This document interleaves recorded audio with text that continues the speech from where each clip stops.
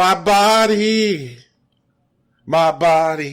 tingles from head to toe. My body is telling me no.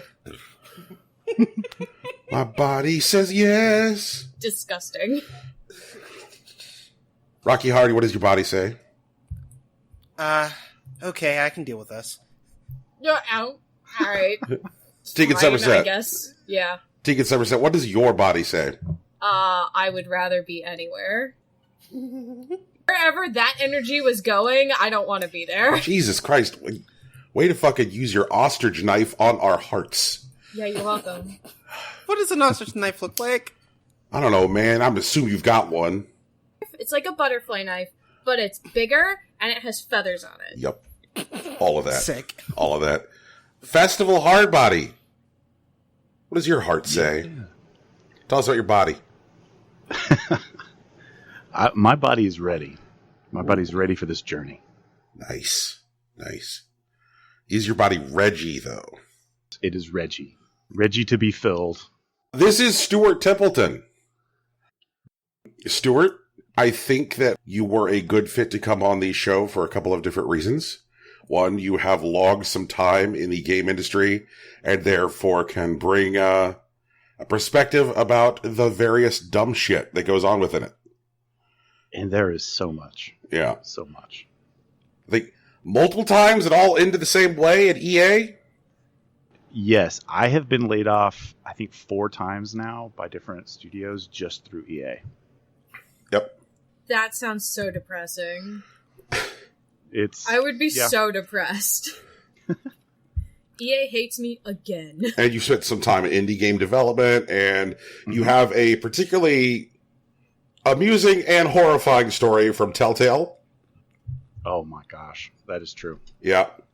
And also, intersection with the personal, I was sitting around thinking, I was like, how long have I known Stu? When I was reaching out to you to be on the show, and I was like, man, I've known Stu for 23 years. Our relationship could buy beer. Friendship. That's wild. So, if you guys ever wanted somebody on the show who you could mine for embarrassing and humiliating stories of the heady days of my youth, you've got him. Oh, thank God. Yeah. Please embarrass Brian publicly. It's my favorite activity. Stuart one time videotaped me getting hit in the head repeatedly with a frying pan. Oh, yes. Yeah, that happened. The cart wrong video. The cart wrong video. Does this video exist? I hope not. Didn't happen. Wait, that still exists? Yeah. Oh, God. It's on the internet. Wait, it was on the internet? I mean, well, I stored it so that yeah. Can we give it to our Patreon subscribers? You know what? There we go. There we fucking go. You want to see me get hit in the head with a frying pan? Patreon on up. There we go. It'll be in the show. Well, now I hope I can still find it. Yeah. I believe. We'll just make a new one. Nope. No, we won't. Yes, we will. Yep. He said it. It's canon. Oof. I look forward to the recreation. No. Oh, God. Please, no. I'm not even sure I could get on all fours anymore. I don't know why you were on all fours, but that makes this worse. It was very bad. I think the worst part about the video is not actually the repeatedly being hit in the head with a frying pan. And I think there's like a couple different people who hit me in the head with a frying pan. Yes, two people. But like one of them I decide is not hitting me in the head hard enough with a frying pan. And so I try and bait her into hitting me harder by calling her Pippi Longstocking. Fuck. That is the polite, sanitized version of what you said, yes. It's true. I was a trash person. I don't know. Like, the heady days of my youth. They were very heady, Tegan. I'm sorry. That actually ruined my frying pan. I am just astounded. I'm sorry. I don't have any words right now. What the fuck? Did you think that I just, fell out of the sky a disappointed 40-year-old or something? Yes. I thought you spawned into this realm a disappointed 40-year-old. Wow. I mean, it makes sense to me. That's not too far from the truth, though. Okay, back that up. This is great. You're my new best friend, Stuart. I have memories of a bunch of grumpy gentlemen. I don't know. Oh God, not the Grumpy Gentleman 20 Society. 50. Oh God, that was Jesus. This is perfect. This is everything I've ever wanted. There was a mailing list. Gentlemen? What's this? There was. Yes. The Grumpy Gentleman Society mailing list. So there were some guys that I used to hang out with, and they at this point, well, like we've all gone our various ways. I don't actually know what Liam is doing now. But Brian, I feel like you're skipping some bullet points. Like, what is the Grumpy Gentleman Society mailing list? Okay, so why was it necessary? I don't know. I think it was mainly just to be an excuse to be like a dickhead piece of shit. But like, confirm. Yeah. But like, we would just like basically like roll up on events where we were like, I think tangentially acceptable attendees. Be like, oh look, we're wearing suits. Let's be shitheads. And yeah, I did that. We had the Red Carpet Society. It totally makes sense. Oh God, what the fuck? Is that like a boy thing? God, I you hope just so. roll up in suits to places and you act like dicks. Okay, That's I do just want a thing dudes do. I want to qualify. didn't. We might have been dicks, but we did not wear suits. We did bring our own red carpet, though, so that was a thing. You see, that already shows more care and attention than we were applying. We had like weird noises, like we were listening to like. Tell me about these noises, Brian. Oh my god. We like listened to like a lot of like Andrew Dice Clay records, and so like we'd be like sitting at this like chill, dark, swanky, much cooler than any of us like Japanese restaurant, run by like an owner who I still don't know how he put up with all that bullshit for as long as he did. And then we would just like erupt in like this like chorus of like going, "Bull, bull, bull, bull, bull, you should get cancer," and things like that.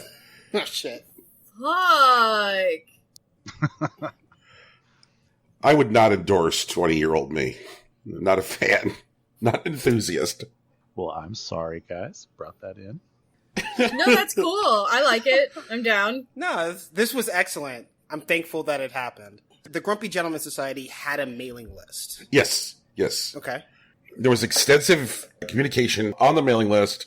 It was set up by Jeff King. That sounds right. Yep. And there was a point, 1998 to 99, the traffic on that mailing list was like hot and heavy. We were like all writing up these like ridiculously like long diatribes like every day. Like I would just open my Grumpy Gentleman mail folder and be like, yep, there's 10,000 words to read today. What the fuck? The Grumpy Gentleman Society was sort of this like proto-hipster kind of celebration of the tragic and esoteric. That's how I sort of made sense of it. I feel that. That makes sense. Yeah. Proto-hipster. Yeah, I mean, What does that mean? Oh my god. There are words, they're going together, but like, wow, what? Yeah. I mean, it's a thing. I don't know if that sounds right to you, Brian, but that's sort of one way. No, it's just like there's so many things that when I look back on them, like these were all bad decisions. Like I remember like routinely going to the Guad with the Grumpy Gentleman Society, all of us decked out in suits and lucha masks, and I'm like, we should have been arrested. You skipped Lucha Mask the first time, you motherfucker. I swear to God. Oh, man. Whatever. Go ahead. No. The lucha masks were only for going to Guadalajara. Okay. We would show up to the Guad in suits and lucha masks and be like, yeah, this is an afternoon. I see we have no problem coming up with titles this week. Oh, yeah. Yeah, no, you're just, you're making them. Yeah, dude.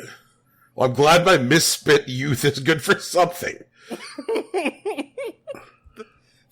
I think I was in a fake band. A fake band? Stuart was in a real band. I was in a fake band. Uh-huh. It was called Die Osheim Situation. Mm-hmm. So that wasn't really a fake band, though. I think you wanted to create the credibility, and he accidentally made it real, not being real. That meta kind of band. Yeah, but there was a demo tape, and it was not bad. Oh my god, you made You it! were in a demo! band. We need this demo tape. Stuart, please help us. I don't have that. I don't. I'm not in touch with Osheim. No, it's okay. Just tell me where to go. I will go on a quest for this fucking demo tape. I don't care for Ryan. this pandemic. I know that like at some point in the last few years, Jeff King was like, I found a copy of the Deossime Situation demo tape. I have now digitally archived it. Here it is. So sitting somewhere in my Gmail is the Deossime Situation demo tape. Jesus Christ. Brian, the patrons deserve this. Brian, we deserve this. I want this demo tape for Christmas. It reminds me of that one girl who found that that vinyl of like Chipmunk Punk, and it was just like, oh fuck, what song was it? I feel like it was a Smiths record, but they sped up like the vocals, so it just sounded like the Alvin and the Chipmunks. Just listen. I hope it's cursed, Brian. I don't like nothing against your fake band, but I would really like some cursed audio out of this. That sounds awesome. Oh, yeah, it's cursed, all right. Sick.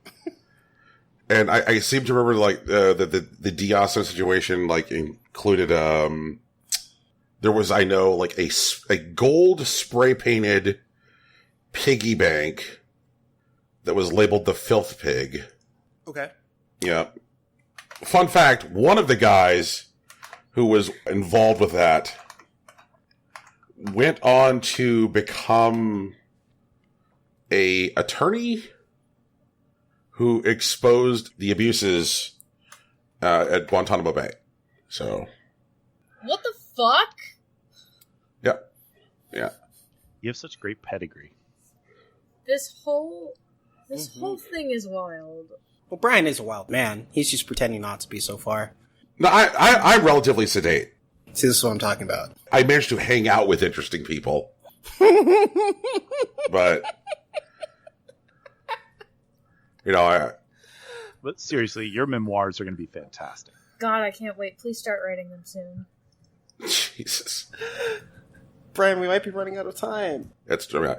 I would like to read the Impossible Coin chapter specifically. I think it would probably open with something like, Joe Spiro can't get his shit together podcasting, so I made a podcast.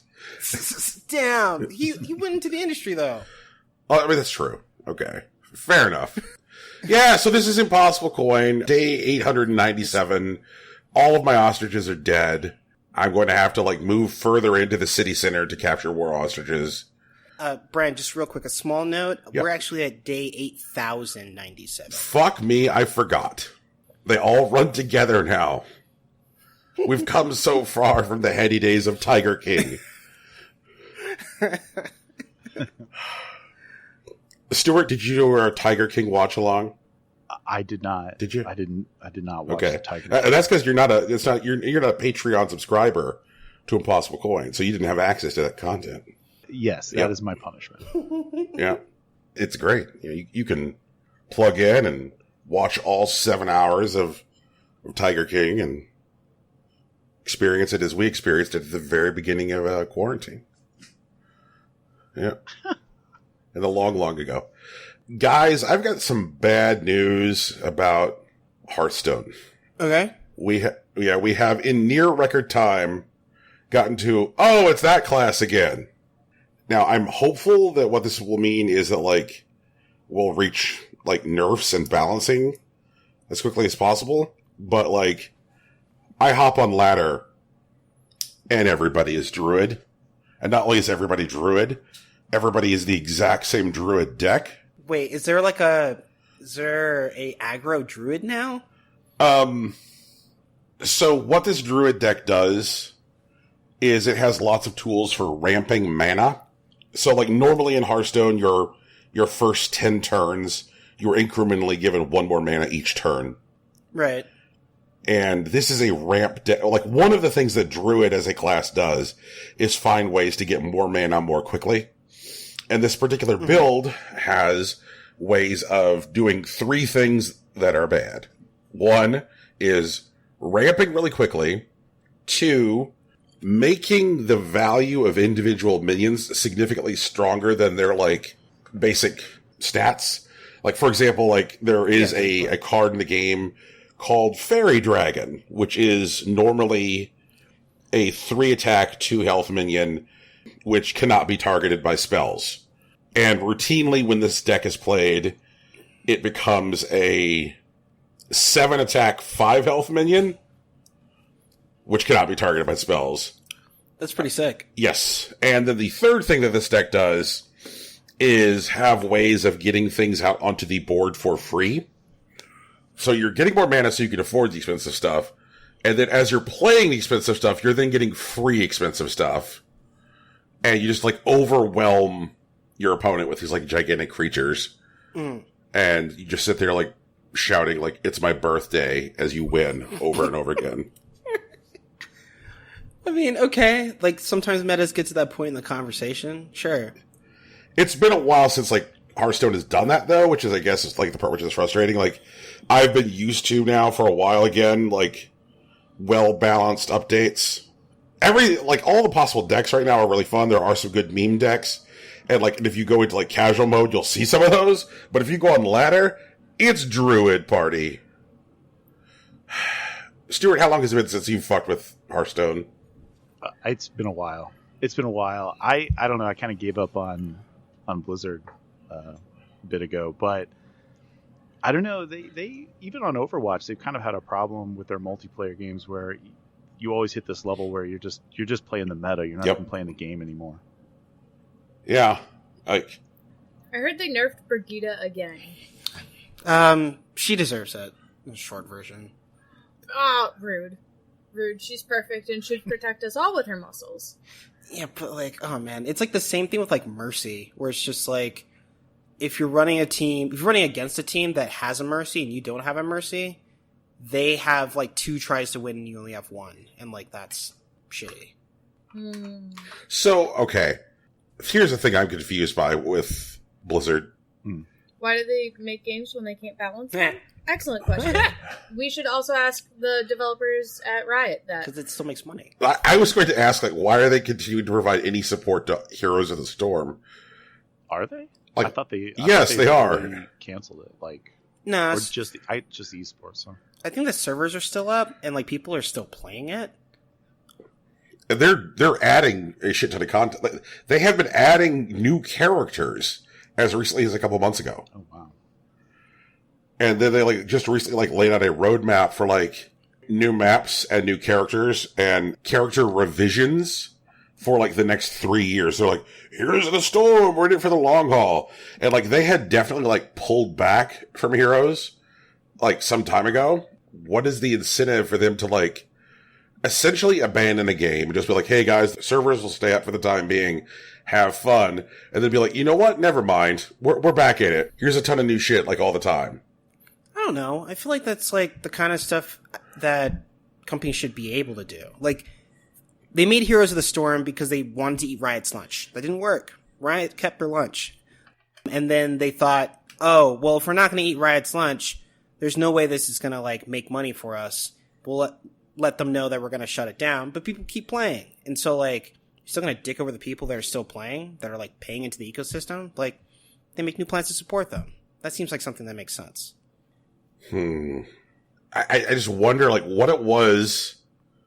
Like, obviously, at some point somewhere, there was a guy with a graph who was like, we should just stop. And then, like, was there, like, a second guy with a different graph? Or was it the first guy who's like, the situation has changed? It's the first guy with a slightly different graph that was like, we said we were going to stop, and then they spent more money, so actually, we should stay. I like to think it's a second person that, like, believed the whole time. But, you know, it might have just been... It's like a younger, like, up-and-coming intern, and he's like, no, the numbers are wrong! And then, like, I don't know, he gets the moment where they're proven right or whatever. I'd watch that movie. There's probably a contractual obligation that's keeping them on the tail of it. I can believe that, too. But, like, all of the IP that they're exploiting for that game is their own stuff. Like, it's their own characters, their own environments. Like, it's not like all of a sudden the Burger King is being added to Heroes of the Storm. Well, Although, like, if they want me to play Heroes of the Storm, they could add the Burger King. is the Sneak King. Yep, there we go. Well, Yes. Actually, I would want the Burger King Wendy matchup. Like, if that'd be a collaborative event, that could be cool. I want the Burger King Dairy Queen as like a tag team. Oh no. I wouldn't be surprised if they have some like third-party contracts sort of held over from the esports stuff that they're waiting, that they have like an obligation to keep servers up for some reason, some other region or something. So That could make sense. Okay. That could make sense, but it's not fun. I know. I want the fun story.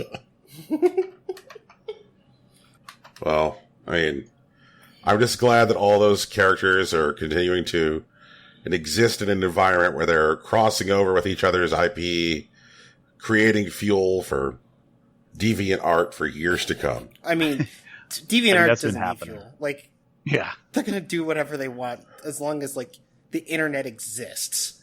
Like, period. God, why didn't we monetize Rule 34? Look, Hamilbang is still in development. Oh. You know, the struggle is real. One day our fans will fuck their way through George Washington's cabinet. Oh yeah, that's right. Yeah. Bang. I want to play Mad Men Diamond DX edition though. No other editions. Only the Diamond DX edition? Yeah, only Diamond DX is the only one for me, man. Okay. Tegan, you seem to be tired of Call of Duty, and as our foremost Call of Duty enthusiast, I'm surprised to hear this take from you, because we know how much you love... You start me right there. You start me with the worst one on here. God damn it. I'm tired of Call of Duty already. Is it the ARG? Are you tired of the ARG, Tegan? The Warzone update for Xbox people is 66 gigabytes. It's insane. Why? It's one for everybody else. Every other... Why is it 66 on Xbox? What the fuck? Also, the ARG is dumb. I don't like anything about Call of Duty, but an ARG for Call of Duty is dumb. Don't send people out into reality right now. Well, I guess that is sending them into a war zone, so you know. I guess that's sort of on brand. But, like, I don't like it. I don't have to like it. So... It's dumb. I mean, It's dumb, and why is the update so is it the big? way it works that, like, if a Call of Duty player collects, like, 8 USPS mailboxes, they get to find out what the next game is or something? Like... Yes. You have to kill the Postmaster General, but only your local Postmaster Jesus. General, because if you kill the main Postmaster General, like, he just respawns, so it doesn't fix it. Oh god. I think that's a raid battle in Final Fantasy XIV. We have to kill all the little Moogles before you can kill Kill King the Moogle Muggle big or whatever. Moogle. It's Yeah. it's also like a Luigi's Mansion thing. There's a big ghost, and you have to, like, break it into a bunch of little ghosts. Oh yeah. You know what I mean? So, the ARG has basically made it appear that the next Call of Duty is set during the Cold War. But the Cold War wasn't a war. Yeah, but the Cold War is happening again right now, forever. Yeah. You know, when your video games are gonna be political, you may as well make them, like, accurately political to the current politics, right? Or something like that. I don't fucking know, man. I'm tired. Wait, so did the end of the ARG, it didn't, like, just show up with, like, a coupon for, like, a Doritos Locos taco or anything? Like, it actually had, like, story content or something? So, it wasn't like an ARG where, like, you have to go out in the world. There was a video on a teaser site. Like, you did the whole thing, and then it got to a teaser site. Mm-hmm. And the teaser site lists a clock that says it's 12 o'clock in the corner, and now it's revealed an image that lists whatever the date is, and 1961 to 1962 on the top of a piece of paper. And the rest of it's, like, all blacked out, because, you know, whatever. But, like, Content redacted. yeah, right, exactly. But there's also, like, a video that includes a bunch of references to the Cold War and different nuclear weapons, and if you visit one of the URLs listed on a sticky note on the page, You get a short letter that details the strategy and a cryptic message about battles being won that haven't even been fought yet. And like, oh god, I'm tired. I'm exhausted. This is stupid. I'm really happy that you're staying on the COD beat for us, Tegan. Yeah, you're welcome. Because I hate myself. no one is more passionate and plugged in to the Boots location than you. Oh, no, I think someone else is. I expect once the whole thing is finished that MatPat is going to do a whole summary of it. I think he's the only other person who would be up to the monumental task of the fucking Call of Duty bullshit ARG. Goddamn. Are you anticipating? You put in the time, man. Put in the time. Do you think the Boots are going to be on the ground this year, Tegan? Fucking Winklevoss. Are the Boots going to be on the ground this year? The Boots are all digital right now. So, maybe. I mean, I don't anticipate jetpacks, but there may be, like, additional missiles.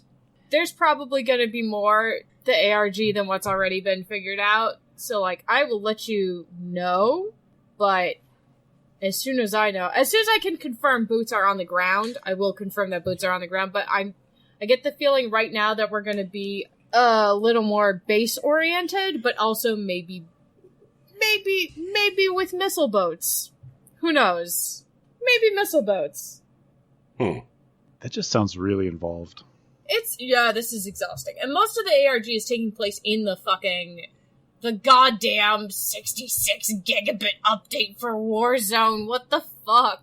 I'm tired. If I have to watch one more person try to live stream trying to get in a fucking bunker for this ARG, I swear to God, my boots will be on the ground and I will be going right to Activision's home base. Tegan, you have put here something that says Haikyuu, question mark, question mark, question mark, maybe, question mark, question mark. Yeah, Haikyuu? Brian, Haikyuu maybe? Haikyuu you started? Well, it's true, I did. I've not continued. Don't worry, you're not the first person to shame me about this, this week.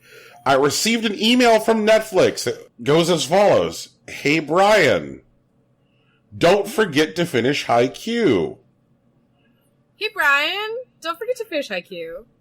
That's really nice of them, man. They're just looking out for you. Yeah, they just want you to know Yeah. you're missing something good. And then it says, you've really been enjoying Haikyuu. Remember to complete it. Netflix knows you've been liking Haikyuu. It's a good anime. I didn't tell Netflix that. You don't need to, Brian. Netflix knows. He's short. Netflix is always watching. He's short. Netflix sends me those emails for shows that I've stopped watching and given a thumbs down to. Yep. That's amazing. Oh, God. Like, all right. You know what? Like, I kind of want to, like, dunk on Netflix for a minute? Go for it. yeah, like, there was a conversation that Stuart and I were having this week. Let's do it. I'm ready. Which I feel is, like, kind of good about, like, why Netflix and most, like, streaming services in general are terrible. And that, like, discoverability in stores is like very, very bad.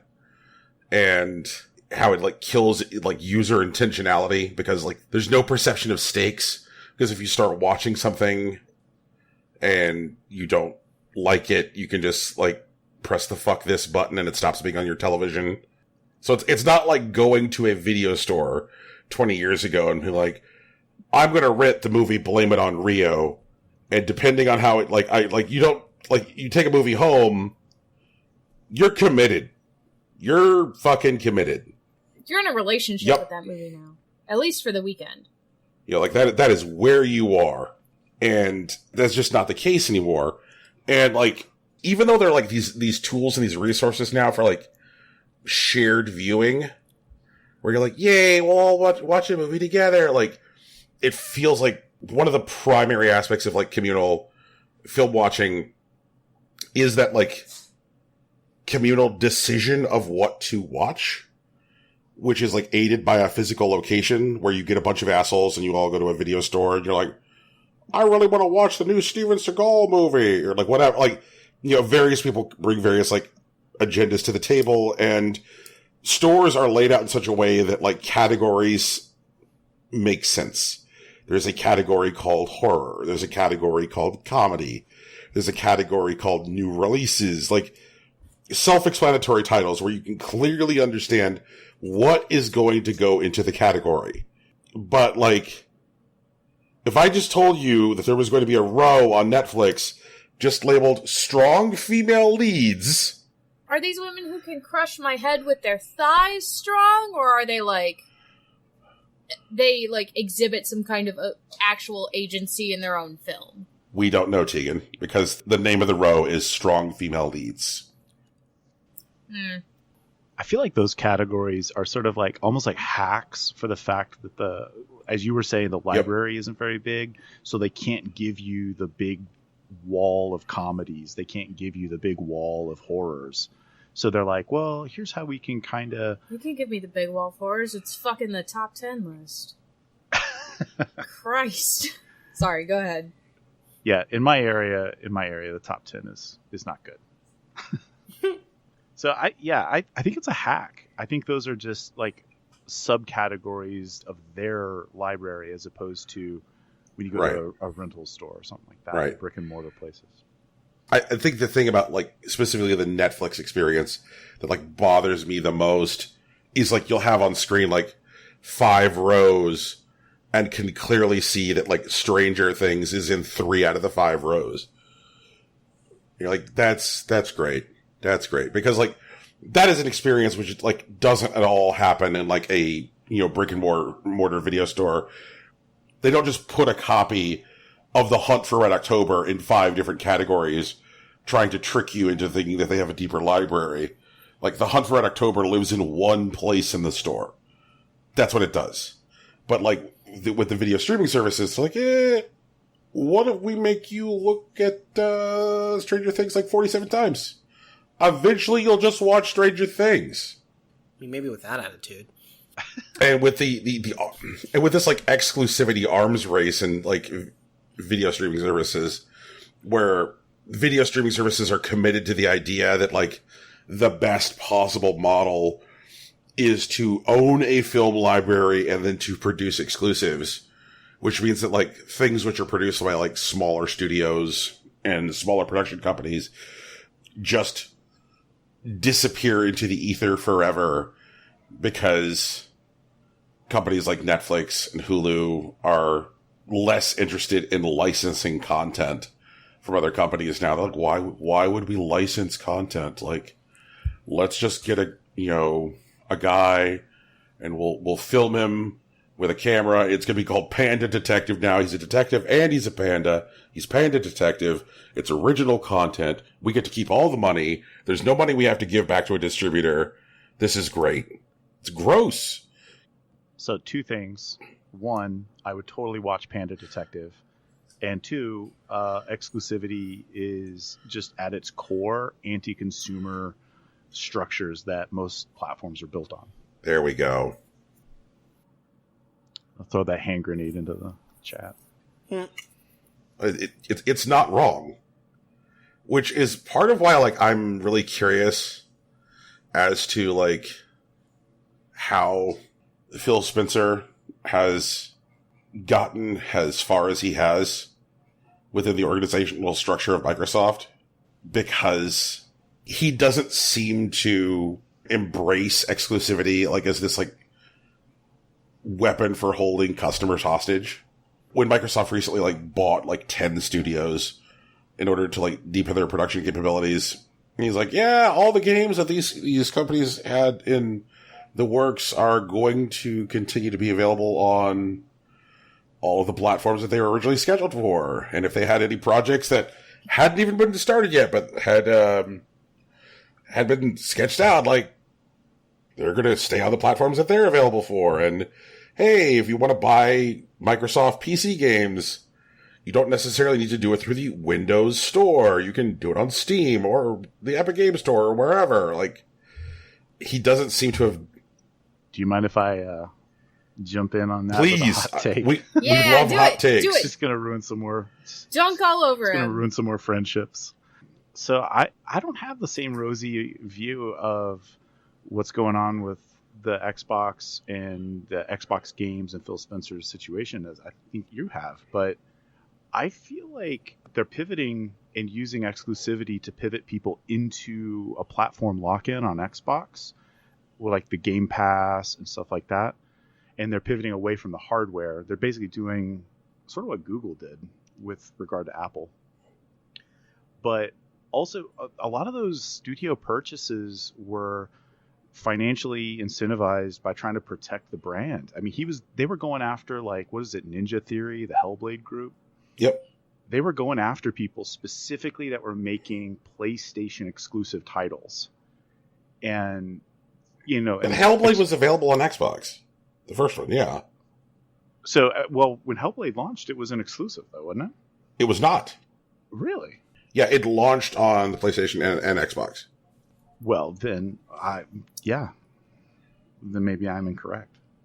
I thought it was revealed, like, for PlayStation only, and then they were like, oh, it'll also be available on Xbox. It was a timed exclusive for PS4, but it was released on Windows at, like, its initial release. It was never a platform exclusive, but all of their marketing collateral, like, when Ninja Theory talked about the game, sure, the space where they talked about it was definitely PlayStation.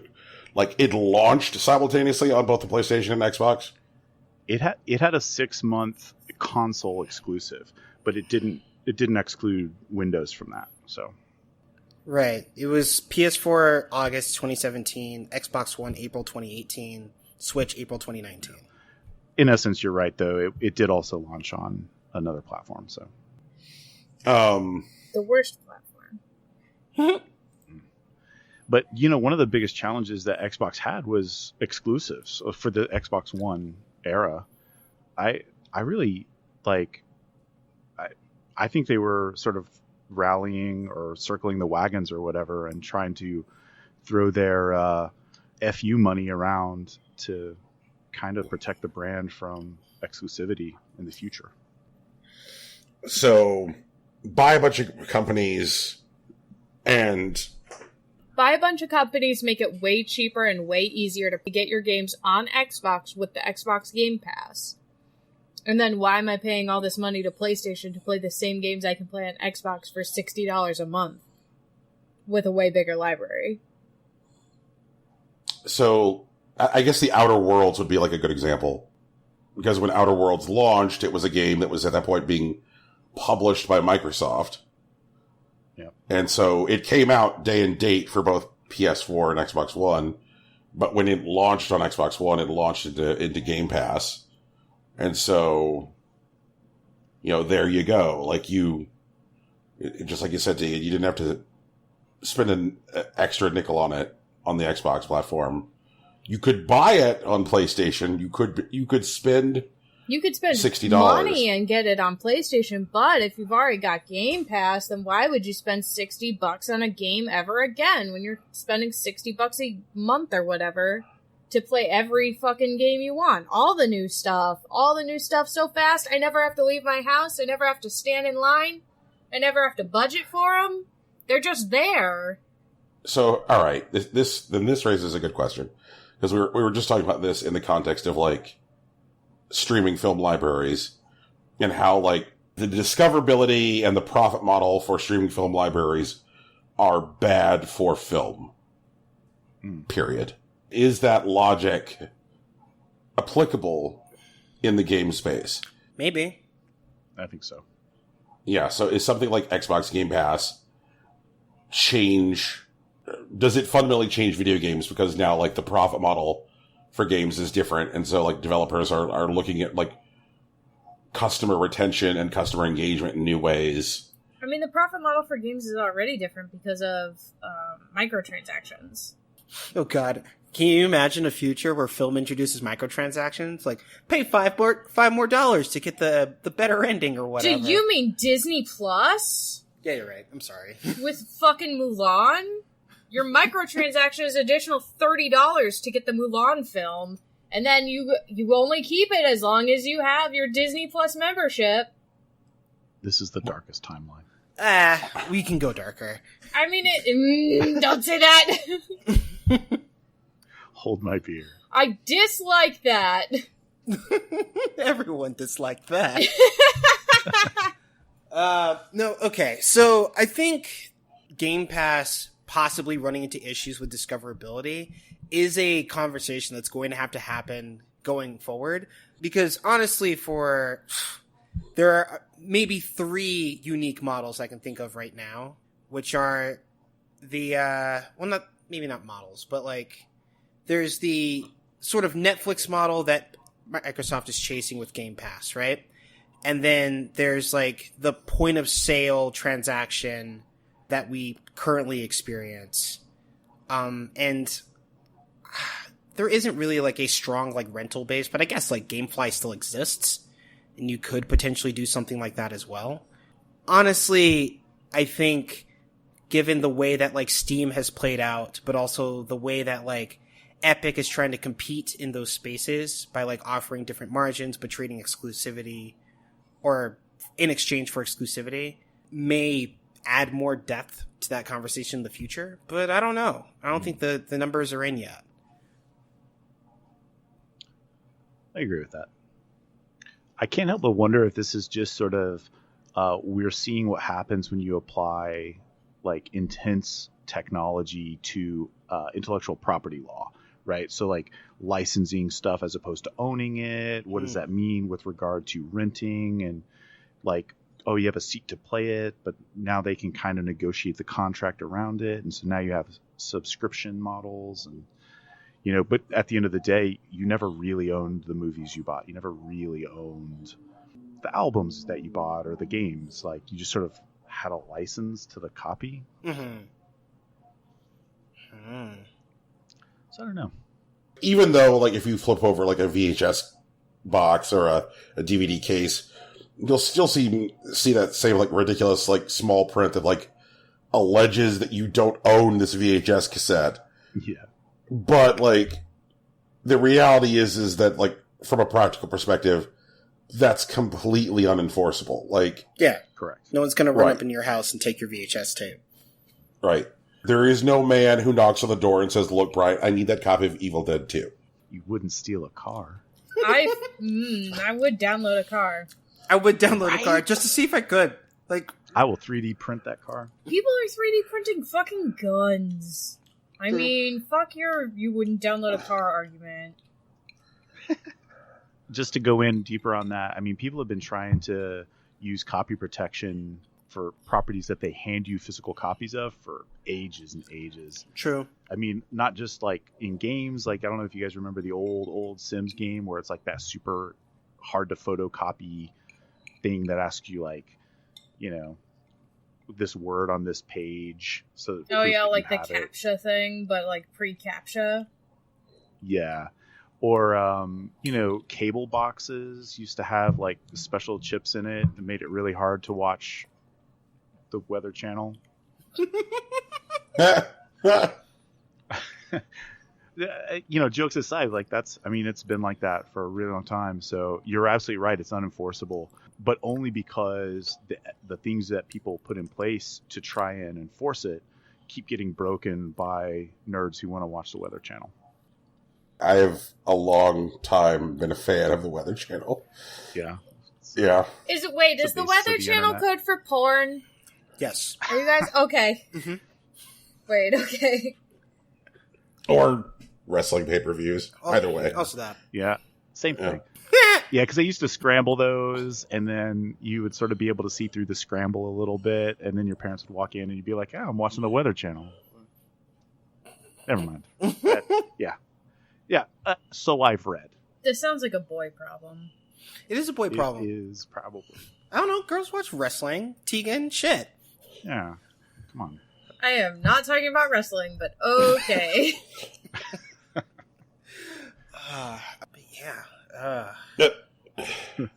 That conversation happened. All right. So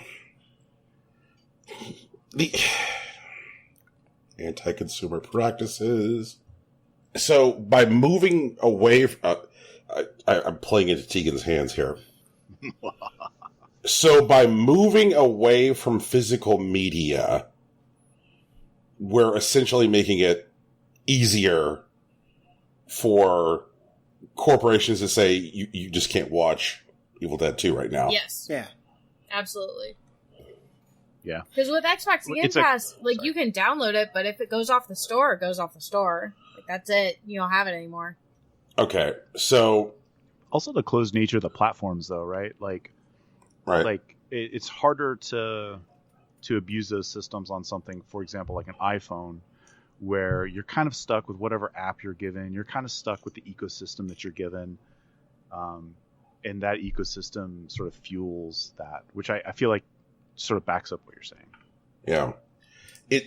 It seems like the realities of video game development are very, very different from the realities of like filmmaking. And like it's unfortunately not very practical for like a smaller video game developer to produce any kind of like large number of physical media for the games that they're going to make.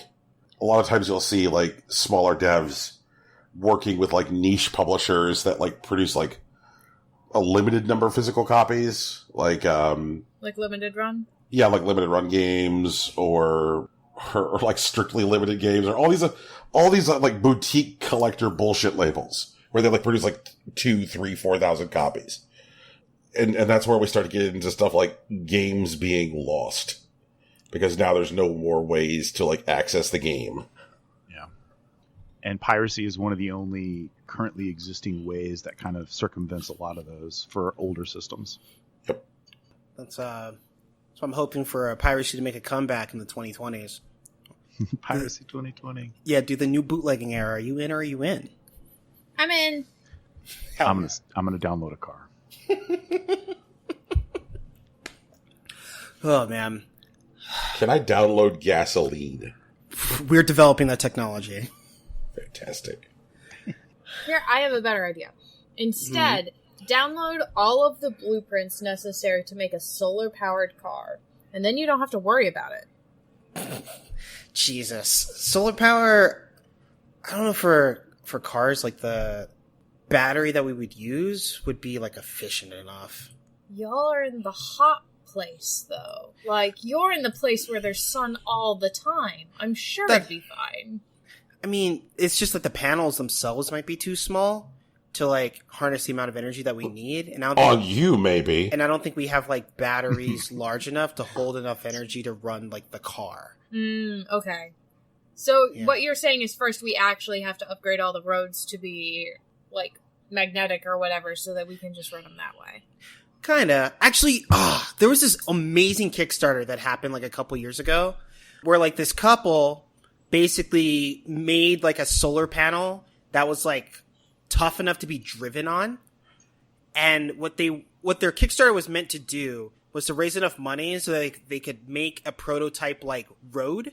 Like they'd pick up road and then like turn it into solar panel roads and then use that for like energy like collection. And they were just trying to raise enough money so that they could make a grant proposal to like the United States transportation, whatever the fuck they are. Department of Transportation. Sure, I will take that. Yeah. And I don't know what happened to them. I really meant to follow up on that story, but I totally forgot about it. That just feels like climate scientists remind Congress that renewable energy is ready to go whenever. Wait, Brian tricked us into not talking about Haikyuu. He did. He really did. Ooh, power move. Whatever. Haikyuu's like... Tegan, do the Haikyuu thing. Haikyuu's new season's been announced. Yes. It's coming back in October, Brian. You got time to catch up. You got plenty of time to catch up. Season 5 coming in October. Is he going to get any taller? He actually does get taller. He does. He's a freshman in high school. Yeah, he gets a little taller.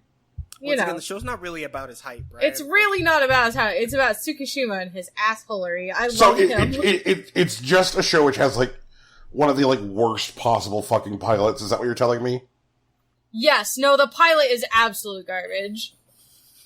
Okay. All right. As long as you know what, Tegan, like I thought you were just going to carry water for it and be like, Brian, no, you're bad for disliking the pilot. No, absolutely. The pilot is garbage.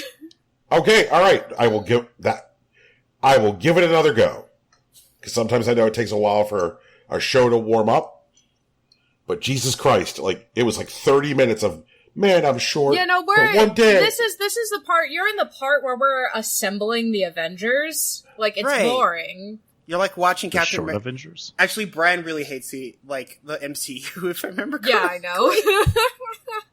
You're right. I do hate the MCU. We're getting, this is like pure, like, promo part for your wrestlers. But they're not good promo tapes, because they're the first promo tapes. Right. Tegan? Yeah. Do you know what a promo is? Nope. Okay, all right. Just want to find out. Promo is promotional. That's what that word means. All right, I know so, English. yeah. So they're gonna play more volleyball in October, and everyone's excited. They're gonna play. Yeah, they're in the national tournament. It's so sick. they're gonna play a whole different game compared to the last season. Oh yeah, true. Yep. That's right. They're gonna play we're gonna play brand new game, brand new teams. We got some drama some like high school boring drama that needs to be resolved in that a bunch of the team members went to really cool volleyball camps and Hinata didn't get to go. It's because he was All right. short. It's Like because literally. he's short. Actually, it's literally because he was It's like legit, they're like, yeah, you can't possibly be good because you're small. It's fun. So this show is basically dunking on short people. Well, Is the protagonist is volleyball. very short. Like He's he's very 5'4" in high school, but he plays volleyball, and it's because he has a fucking 4-foot vertical, and like he's incredibly tenacious. He is has no quit in him, and it's amazing. But he happens to be short, and a lot of people that underestimate him like pick on him for that. Oh. So if I were to start watching this, I should definitely skip the pilot. Yes, please skip the pilot, it's bad. Yeah, You're gonna meet exactly 2 characters, and like one of them, his name I don't think is even said once. Maybe it is said Yeah. once. Actually, no, I don't think it is. Oh, really? Yeah, I don't think they say That's his funny. name at all. Yeah. All right, Brian, I will if you will. We'll do this. Can we do it Okay, together? I all want to watch Haikyuu now. I'm excited. I've been meaning to rewatch Haikyuu also. I got excited for Haikyuu. Shoot. I would download a volleyball anime. God, is there a box set? Because I'll buy the box set. I don't know if there's a box set, but I do know that Kiss Anime just got shut down. Oh, true. Like, for real, so. Yeah. Do you have any more animes which are about, like, food, which is so delicious that people's fucking clothes explode off when they eat the You food? were specifically asking if there's another anime like Food Wars. Wait, isn't Yes. Food Wars, like, doing a new season right now? Yep. Yeah, Food Wars is on right now. Yeah, just... Why wasn't I issued a memo? Brian, we thought you knew! Whatever, it's fine. This is true story. I thought you were following, like, Food Wars, at least vaguely, and just waiting for the season to end so that all of the episodes were out so you could watch it at once. No, I was unaware. Oh. Oh, well, yeah, there's Jesus. there's Food Wars happening right now. Like, God damn it. I'm sure it's delicious. I need to watch Food Wars. I gotta... it seems good. Oh, man, that's right. Also, I'm gonna work on my fundamentals this year.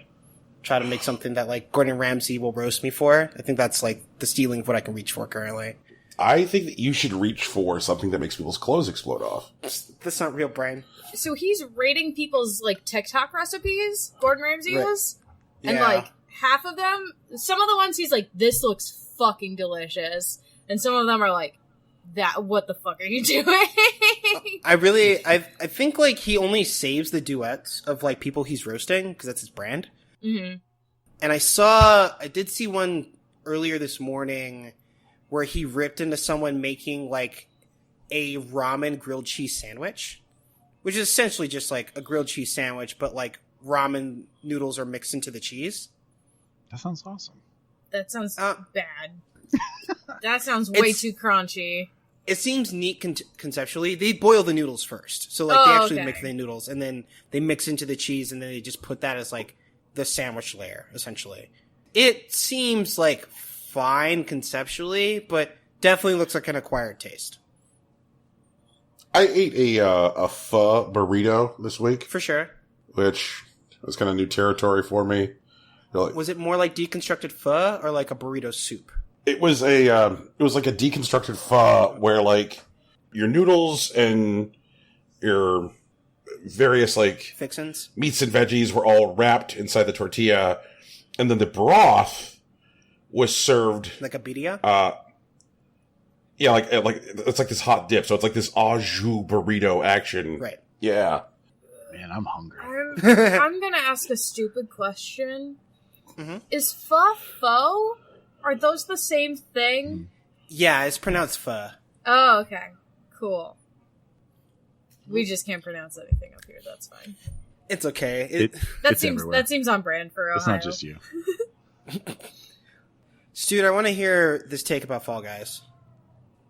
So, I'm happy to talk about some Fall Guys. Mm-hmm. I was super excited about Fall Guys. For sure. I was sitting in that lobby, rocking out to that one track that keeps playing over and over again. And Yeah, I mean that's a banger, right? Yeah. And I'm sitting there, and I could not join a match for like a day. True. And it just kept making me build the hype more and more. I was like more excited, kept checking, and then I got in, and I hated it. The controls were, I felt like I was playing against the controls and not the people or even the environment, and I hated it, man. And then the Fall Guys Twitter was like, I'm a real boy, and I'm like, stop, you're not a person. Just stop. I couldn't do it. But it looks like a lot of people are enjoying it, and I don't understand it. Do you guys enjoy it? I like it. It's not my favorite thing. I also wrestled against the controls a little bit, but mostly because I was doing like some of these like subconscious things that I tend to do. Like, for example, when I was on the seesaw thing, whenever I jump onto like a platform, I would immediately like fall on my face. Until like later on, I realized my friends weren't really doing that. And I was actually just like holding forward and then like jumping always. But like the game is like taking into account that forward momentum, like as you jump. Oh. Yeah. Like I didn't realize that it was doing that until like I started like letting go of the control stick as I was jumping. And I started landing on my feet a lot more. And like, then like I've seen some things where people are like aware of that kind of like momentum, the kind of force, and like they are able to do a bit more complex like maneuvers. There's like one mini game where like there's like a series of platforms surrounding like a pole, and the pole has like protruding arms that are swinging around. And there was one person that got separated from the group, and they were like alone on a single platform. And what they ended up doing, because they were on a lone platform, and so the game was going to pick that one to go down next because it had the least amount of people on it. He basically jumps and like leans and dives so that when like the protruding arms were like parallel to each other, his like Fall Guy got stuck in the space and it carried him to the next platform. Oh, wow. Yeah. That's kind of bizarre, but that makes sense from the standpoint of like playing against the physics engine. Right. I tried Fall Guys, and this is why I was very curious to hear like Stu's hard pass take, because I have also settled on hard pass, which I did not expect. Sure. After it took forever to get in, which sucked, I'm sitting there, and I'm doing like the one where you're like kind of like running up the corkscrew, and then like every so often there's like narrow gates that you have to get through or you're going to fall off. And occasionally, sometimes there's somebody who trolls and just like grabs you. They get through the gate and just stand there. Oh, yeah. Right.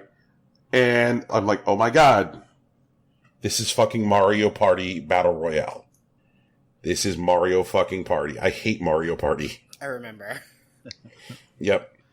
Like, so you've taken Mario Party, made it a Battle Royale, and then given it overwhelmed servers. Brian's out. Yeah. And so as somebody who didn't play Mario Party, I think I would hate that game. Yeah, it is the quintessential party game where like you can only have fun if you don't care about it. Ah. What, am I wrong, Brian? Ah! I could also just be salty. It is impossible to have fun while playing Mario Party. Yeah, you I can. could also possibly be salty because I suck at it. Well, no, that's the thing. Like, it's fine to suck at Mario Party, but only if everyone sucks. If no one has any bearing on what's going on, and, like, you end up playing, like, true random because the game wants to be true random, and it doesn't matter what you do. It's like, whose line is it anyway, the video game? Like, it's fine. Just, like, fuck around and, like, have your own immersion experience, then that's cool. But, like, if you care about winning, or, like, proficiency, or, like, being good at things, Mario Party is just gonna make you hate it. That's all it wants to do. Because it just wants to do random shit and, like, hope you have fun while it's doing its thing. There is a stronger argument for Tender being a video game than Mario Party. Tinder? Yeah. Oh, you mean Tinder? Yeah. I think they both have win conditions. I'm not gonna go as far to say that, like, Mario Party isn't a video game. Like, relax. But, like, it's... Fuck Mario Party. Sure, man. Like, it's a video game for people that don't like video games, but it's still a video game. It's a bad video game. Yeah, sure. There are lots of those. That's okay. Yeah. We talk about them sometimes. They come out on Steam. Oh, man. Costume every week. It's a whole bit. Oh, God. Rocky. Yes. I'm pretty sure that when we get to the end of the year, you're going to talk about Crosscode a lot. Actually, I'm probably going to say like 3 sentences about it and then just like move on. But that's a whole other thing. Crosscode's a very cool video game. Unpack that. No way. That's content for the end of the year, Brian. Yeah, Brian, relax. No, it sounds like he's got concerns about the format, and he's like, I'm going to say 3 sentences about it and move on. Yeah, probably, yeah. But, you know, Crosscode, I'm 45 hours in. I'm pretty sure I'm looming over the last dungeon, but the game decided to give me a new excellent diversion, because now that I've been through all, like, the major spaces of the game, if I go back to, like, some of the older spaces, I one-shot most enemies. Like, I just kind of walk in, hit one, it explodes, and I get 1 XP, which isn't super rewarding. But I've reached the, quote, end game of, like, the MMO, and they have these things that basically increase the difficulty of enemies, and they get new drops when I go there. And so I can revisit old places if I, like, gathered one secret item that I have to do some platforming puzzle for, and then gather, like, some high rarity items from, like, various, like, plants and stuff in the region, and I can cash that in for a thing that increases the difficulty and gives me new drops, which I can exchange for endgame gear. So I've been going back and revisiting some of these platforming puzzles, and while at first it was a little bit of frustration because I realized I didn't really engage with a lot of the platforming puzzles early on, so like there were a bunch of treasure chests that I needed to do to go find the item that I needed. But, you know, fleshing out like these maps and like figuring out like how I can like jump to this particular place to get to this thing was really fun. I've gotten 2 of the 6 so far.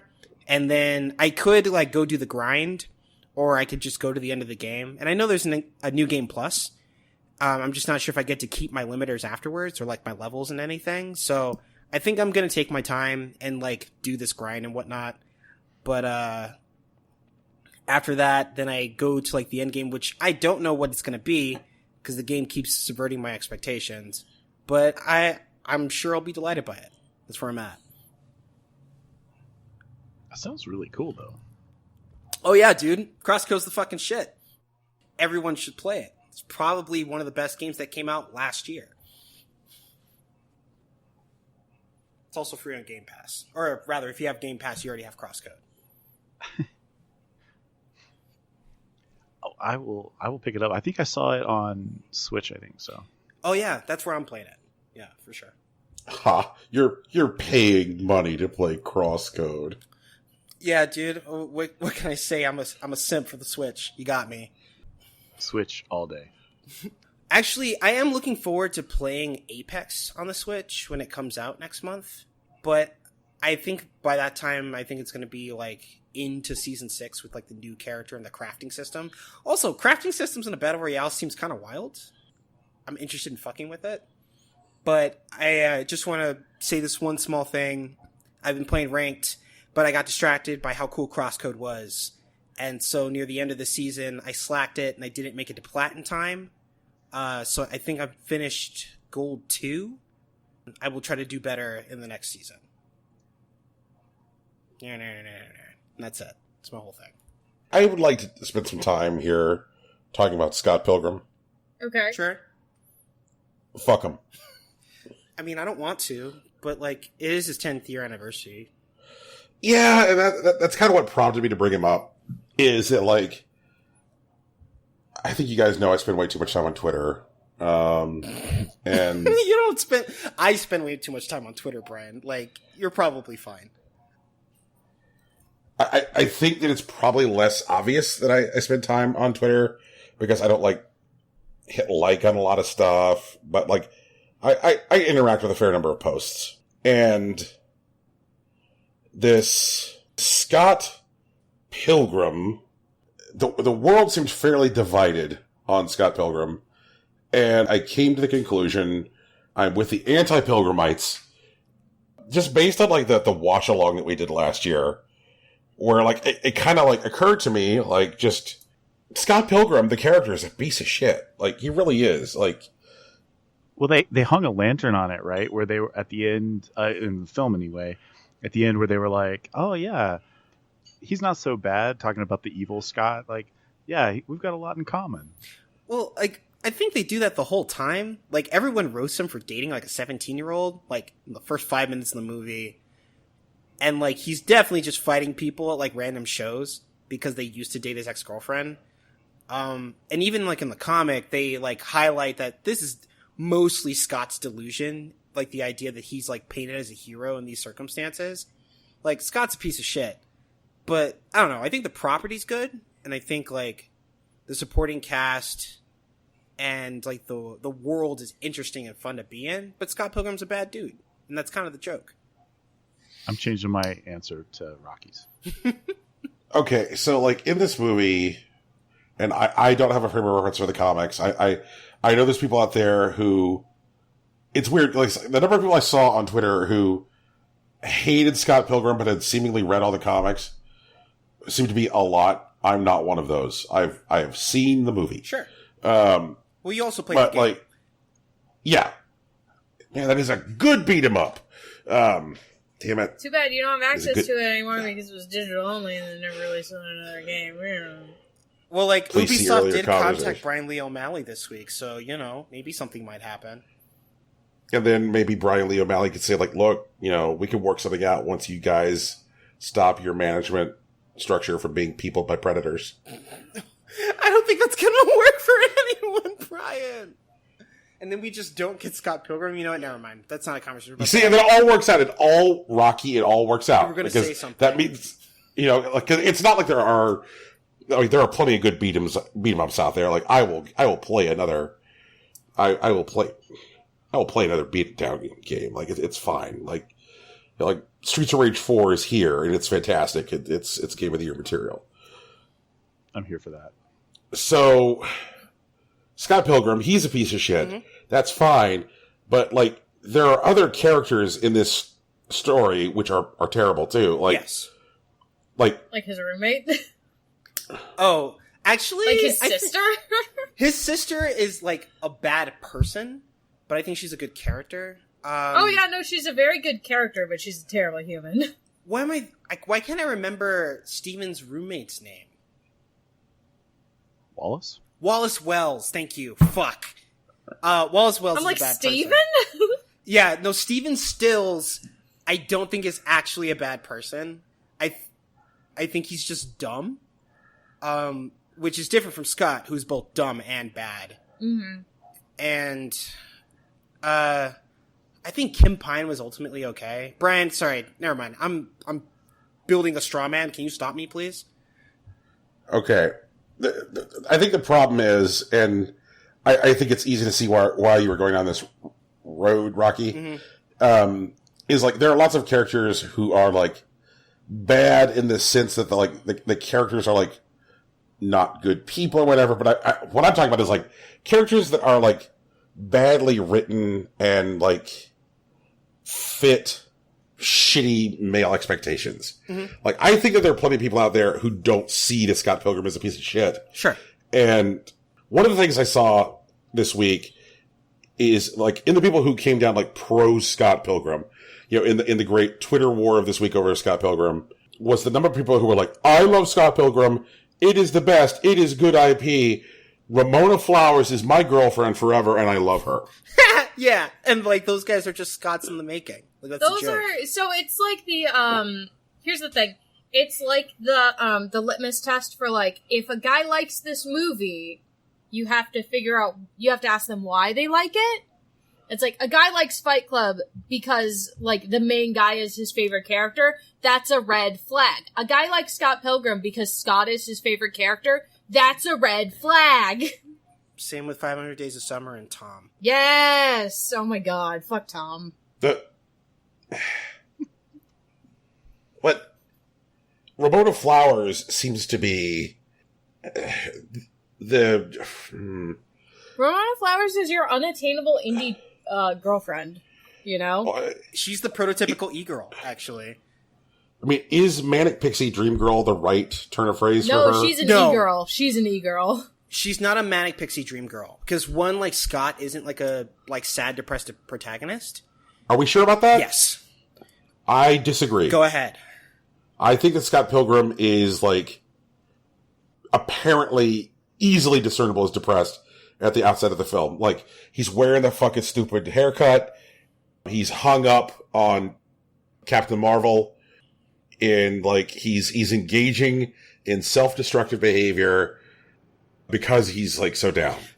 Like, the dating of the 17-year-old high school girl is, like, this, like, shitty, unconsidered behavior. Like, he is doing something because he knows it to be, like, bad and damaging to himself, but he's so... I get that it might be a cry for help. Right, but he's so selfish and shitty that he doesn't realize that the shitty thing he's doing to himself is in fact also a shitty thing he's doing to somebody else. Like I should not be dating the 17-year-old girl. It's bad for her. Like, I'm only here because it's bad for me. Like, so like he is a bad, depressed person. The Manic Pixie Dream Girl relies specifically on the girl's, like, weird whimsy to be the thing that pulls them out of the funk. And Ramona does not have weird whimsy, and she does not, like, say, like, I'm gonna use this and I'm gonna help fix you. Like, she's like, stay the fuck away. Like, you're being weird, stop it. I changed my answer to Tegan's answer. But, alright, does the... She fucks a sad dude in a band, like, a lot of girls in college fuck a sad dude in a band. Came from. That says more about Ramona than, like, anybody else. She's also in it, like, getting out of a shitty toxic relationship, and she ends up going back into it. Okay, I submit that lots of people who are pieces of shit bristle and resist anybody and anything that might call them on their shit or be representative of change, because all they want to do is, like, be miserable and then have people essentially congratulate them for being miserable. Mm-hmm. And Ramona Flowers, like, functions as, like, the Manic Pixie Trojan horse. Because, like, if she shows up and she says, like, you know, your time with me will fundamentally change you, Scott Pilgrim, and even though we will ultimately break up, you'll be better for it, then, like, Scott Pilgrim will not date Ramona Flowers. Because all he wants Ramona Flowers to do is, like, adapt and exist within his worldview. He does not want to change or grow or be different because of his time around Ramona Flowers. Like, so the ultimate Manic Pixie Dream Girl for your serious S-tier diamond level pieces of shit cannot in any way acknowledge the fact that, like, their time with the piece of shit is going to change the piece of shit, because if they do that, then the piece of shit will choose to not engage with them. Brian, Ramona Flowers is a specific rejection of the Manic Pixie Dream Girl trope, much like the female lead in Eternal Sunshine of the Spotless Mind, where she appears to be something that looks like a Manic Pixie Dream Girl, but she's not. Like, and maybe you can call that a Manic Pixie Trojan Horse, but I'm not going to call it that. And I think that something can both simultaneously be like a deconstruction of like a trope while also like an implementation of it. I would point to New Girl, the 7-year-long sitcom that you just finished a rewatch of. I'm aware of New Girl. Yes. The central character is both a deconstruction of the Manic Pixie Dream Girl and a Manic Pixie Dream Girl. I mean, that's because it's Zooey Deschanel, and Zooey Deschanel, like, she is the original Manic Pixie Dream Girl. Yeah, I agree it's a deconstruction of the trope, but, like, I'm not talking about deconstruction. I'm specifically saying a rejection. Like, the protagonist, the depressed boy, is still the same. It's still absolutely okay. But Ramona Flowers and the lead in Eternal Sunshine are, like, offered the position, essentially. Hey, be this Manic Pixie Dream Girl. They both say no. The only difference is that, like, Ramona Flowers continues to date Scott after saying no to that role. And, like, Eternal Sunshine Girl decides to delete her memories. You know, each their own. Mm-hmm. When the memories are deleted in Eternal Sunshine of the Spotless Mind, how's that work? Do you mean, like, scientifically or just, like, in the mechanics of the film? In the mechanics of the film, how's it work? They go to a dude, they plug a bunch of electrodes in their head, they, like, sort of shocked over the course of an evening, and they, like, trigger memories of the person so they can, like, search and destroy them, and then the next morning they're presumably done, and they leave them about their life. Disgusting. Okay, I will mention this. A lot of times, Manic Pixie Dream Girls do have that, like, specific, like, dream-ish sequence thing, where it's, like, the guy is imagining, like, some fantastical scenario with them. And Ramona Flowers does have the ability to literally travel through people's dreams via that subspace highway. So, she is a magical girl, but she's not a Manic Pixie Dream Girl. She works for, like, Amazon Canada and stuff. And that's why their, like, deliveries are always on time, is because she uses that fucking subspace highway through his dumbass empty brain. Yep. So much space in there. There's so much space in there. So, like, all right. So, like, I don't think that Ramona Flowers is a bad person, but I do think that she is I think she's Ramona a bad Flowers person. is a bad person. She's a bad character. No, she's a bad bad person. person. She's a bad person, Brian Cartwright. You need to...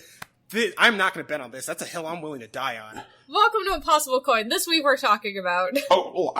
Rocky, I'm not necessarily disagreeing, but I'm saying, like, okay, make the case. Like, I'm willing to hear the case. Mm-hmm. And as near as I can tell, most of the people in that movie are pieces of shit. Right. And most of the people in that movie are underwritten, uninteresting pieces of shit. Okay. Some of them are... I can only think of one, which is like a shitty racist stereotype. Oh, the Kanye twins? Oh, okay. I can think of two, which are shitty racist stereotypes. Yes, Evil X #1, too. Yeah. Fucking Matthew Patel, Jesus. It wasn't that bad in the comics, but I'm not going to talk about the comics. It's not relevant here. But, like, Ramona Flowers definitely also represents, like, the fetishization of, like, gay or bi women by heterosexual men. Oh, yeah, sure. Like, and they hang a lantern on it so badly throughout the movie. Mm-hmm. And you're just like, oh god, just walk off a cliff, Pilgrim. But the thing is that, like, that character had to come from somewhere. Like, someone had to write this character of this girl that seems to only exist to, like, have sex with bad men, except for that one time, because we know it'll get you hard. And it just, like, that fucking bothers me. Sure. In contrast to the motion picture, Star Trek V, The Final Frontier, which I watched this week, and said, hey, I like this movie a lot more than I remember. I think I actively dislike Scott Pilgrim a lot more than I remember. Like, we watched this movie last year, guys. Yep. I remember, like, when we did the watch-along, like, I was just, like, surprised the whole time. I'm like, whoa, fuck this movie. Like, I don't remember just liking this movie, but fuck it. It just, and I don't know, it's like, has the world moved on that much since Scott Pilgrim came out? Yeah, the world has evolved past the need for Scott Pilgrim. Yes. Okay. All right. So in summary, bury Scott Pilgrim, we no longer need it anymore. Yeah, we don't need Scott Pilgrim. We're okay. Okay. I still like the movie.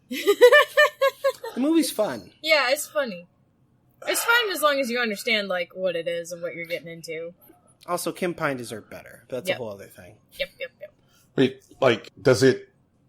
You know how, like, on HBO Max now, there's, like, a disclaimer where if you try and stream Gone with the Wind, you know, they're like, hey, look, Gone with the Wind, man. They're like, we can't change what this movie is. It just exists. You need to understand that, like, people are pieces of shit. Yep. I don't think he uses those exact words. Disclaimer, sometimes people use words that are bad in this movie. Like, I watched Pride and Prejudice, like, last night, I think. Is that why you tweeted it that it slapped? Yeah, it fucking slaps. Yeah, because I never watched it, but I knew it was important for, like, you know, rom-com history, and I'm on a kick. So I sat down, I watched Pride and Prejudice, and there was a lot of shit that I just, like, presently wasn't cool with because I live in the year 2020, and, like, I'm aware of, like, how systems and, like, people move and whatever. And it's like, oh, yeah, they got $5, so they're just trying to marry them off. Like, that's why the mom, who clearly has some sort of anxiety disorder, is just, like, constantly stressed about, like, the future of her children. And she's just trying to get them married off as soon as possible, no matter how shitty the dude is, unless he's got money. And I'm like, yo, this world sucks. That was kind of, like, I feel like, highlighted continuously throughout the film. But, like, these characters are trying to, like, you know, do what they can with it. And so, like, I root for the heroes, because the heroes aren't bad people. It's just the world that they live in is just, like, shitty and, like, constrictive. And, like, that's something I have to, like, wrestle with the film. But, like, the film is good. As I said, it fucking slaps. I think This World Sucks is canon for the source material. Gang. Man. I do expect a return to that sort of era of social standing, though, where, like, if you're within 5 feet of me and, like, your hand brushes against my wrist, like, oh, the tingles, the emotions flaring. I'm ready for it. I'm prepared. That sounds like a lot. Yeah, man, people are going to get excited for ankles again. Are you ready for that, Brian? Dude, I can't wait. No, I'm not. I'm really ready. not. I'm ready for the prime fashion to come back. Hoop skirts. Stay petticoats. the fuck away from me. Yeah, I'm good. Brian, can I wear a hoop skirt? I like them. I think they're pretty. Tegan, you can do whatever you want. Hell yeah! Lord. Okay, Tegan, you want to talk to us about adulthood before we jump into the news? Yeah, I did a lot of big grown-up things. I fixed the plumbing in my shower, which is a thing. And when I say I fixed it, I mean I called my dad and said, "Hey, Dad, in my shower, the water pressure's really low, Jesus, and fuck." I'm afraid that there's water going behind my shower and going into the floor." And he said, "Okay." And we opened it up, and he said, "Nope, we're gonna replace the faucet." And I said, "Okay, what do I need to do?" And he said, "Leave." And I said, "Okay."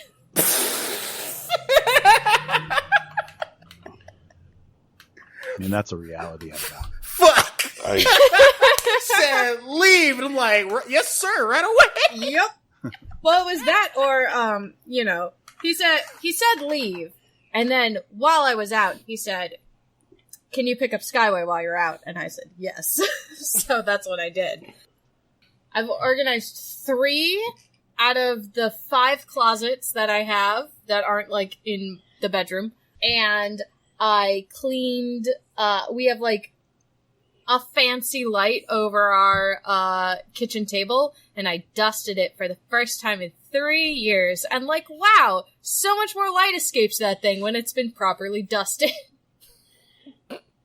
I did actually fix my washing machine, though. So there was that. That I did do. I tweeted about it. I was like, yeah, we read through the diagnostics on the machine, and we figured out which part was, like, that was the thing we did together. But when my dad was like, "We gotta replace this whole fucking faucet in here. There is not enough room in this bathroom for 2 people to do that. Please go away." And I was like, alright. Bye. I don't know how to fix a washing machine. That's I'm gonna add that to the list of things I gotta learn how to do. It is easier than I thought it was gonna be. So there's that. Step up, Rocky. I'm working on it, man. I'm trying to be a man I could be proud of.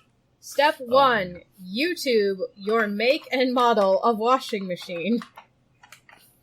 Step 2, go through the most common issues. Step 3, open your fucking washing machine and look at it. Then cry. You know, it's funny. I would say like 80% of my adulting is actually just exactly what you said. Yup. Googling my specific whatever on YouTube and seeing how somebody else adulted. Yup. It works. YouTube is great. There's even there's a YouTube channel. It's called Dad How Do I?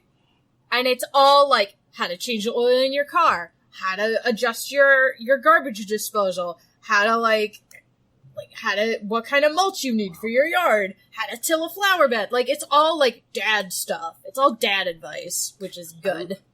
See, for some reason, this is like reminding me of like, God, it had to have been like 2005 when like YouTube was like around, but still kind of new, and like monetization was starting to become a thing.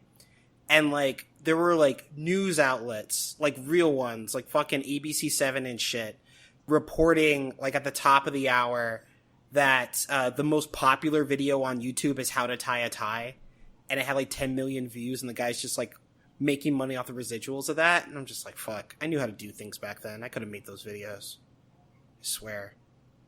I don't know how to do anything, so like, it's nice. Rocky, it's not too late. Thank you, man. I needed to hear that. Okay. Have you considered whispering for simps? I have considered it, but I do really enjoy being loud. What does that mean? Whispering for Sims? Yeah. It's just ASMR, Tegan. Just regular ASMR? Yeah. Okay. Yep. You know, scratch the microphone and stuff. Stuart, have you considered whispering for simps? I'm really glad Tegan asked what that was, because I didn't admit that I didn't know, but I did not know. I live on the internet, and I don't know a lot of things, and I'm not afraid to say I don't fucking know what you're talking about. I don't really know what a simp is. I think it's like standing.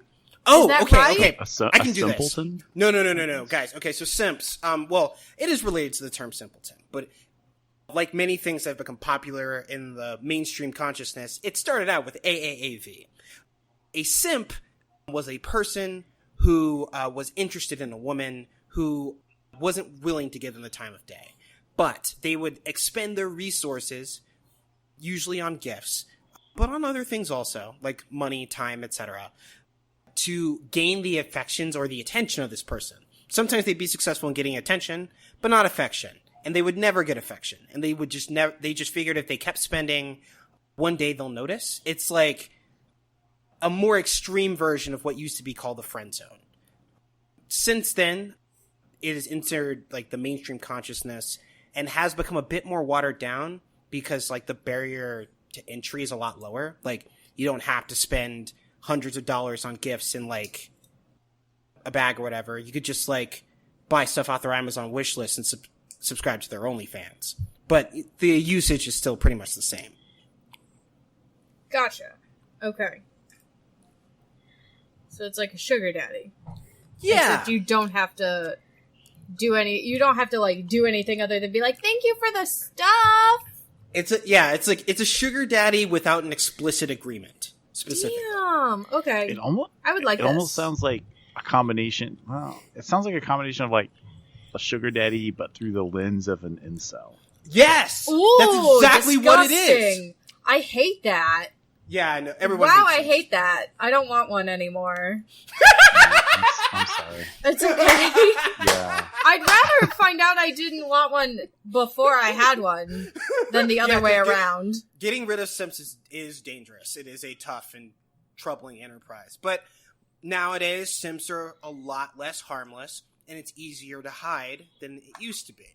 But, you know, even so, like, simps aren't especially good. So what you're saying is what we need to do is we need to come up with a simp extermination service. Jesus Christ! And we could keep your simp away from you if you decide you no longer want their, like, attention and affection, and that way they can't dox you or whatever. That's the service we provide. You know, we could have, like, you know, special schools where people get re-educated about, like, you know, interrelations with women. We can call them simp re-education camps. Like, it'll be cool. Oh, wow. See what I told you? We could get darker. This is the darkest timeline. we could call him something better. We could call him like what's better but also less evil sounding? There's got to be a word that's less evil sounding than re-education camp.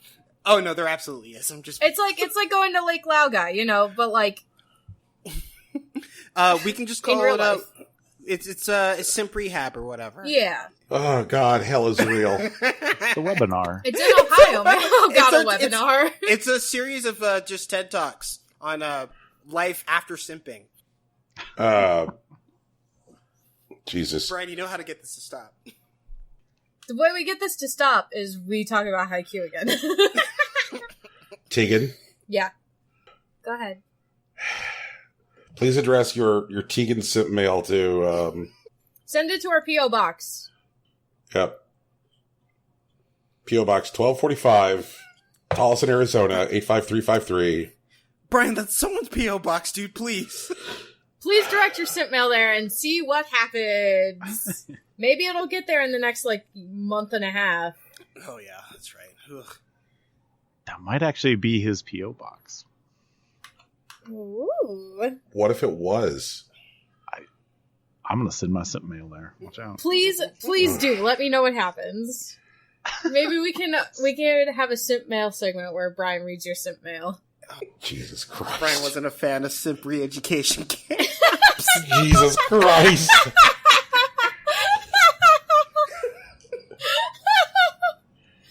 Oh. Oh, man. Just the word. All right, look. Mm-hmm. If we're gonna have these camps, we need to be awfully careful about them, man. Oh no, dude, we're not gonna have those camps. It's a terrible idea. I was just leaning into the bit, like it was. I'm just saying that with the word simp gets thrown. I got called a simp this week. Ooh, Who? I saw it. I was super excited. Oh, you saw that? Oh, on Twitter. Yeah. Right. It was a wrestling dude, right? Yeah, this fucking guy called Rovert, who's kind of like a well-known wrestling shithead. Mm-hmm. I'm gonna go at him right now. He called me a simp for saying that AEW should have more than 3 minutes of women's wrestling a week. Yeah. See, that's what I mean. Like, stuff like that, has really watered down the real dangerous, problem with simping to the point that, real simping isn't a problem anymore. Like, before it was, real dangerous, stalking problem, you know? Which seems to be then why do we have another word for that? Because isn't that standing? Well, no, stanning's a little different because standing is about proximity to celebrity, right? It's also, I think, you don't want to, there isn't, the implication that you're getting anything from standing a person. Right. You're just, you're, their number one fan. You're their over-enthusiastic parent, buying all their merch and going, "That's my kid!" Which is me with every anime character I adopt. Jeez. But, yeah, standing is much more about, the idea of feeling like you're creating a relationship with someone with zero reciprocation. Simping has some reciprocation involved, and it doesn't require celebrity to, do so. So it's a lot less visible, which is important. And there seems to be some give and take. It's just not exactly what either of them wants. It feels like calling somebody a simp because they subscribe to an OnlyFans feels weird because an OnlyFans is like a commercial transaction with agreed upon terms. Parameters. Right. And it's what the fuck?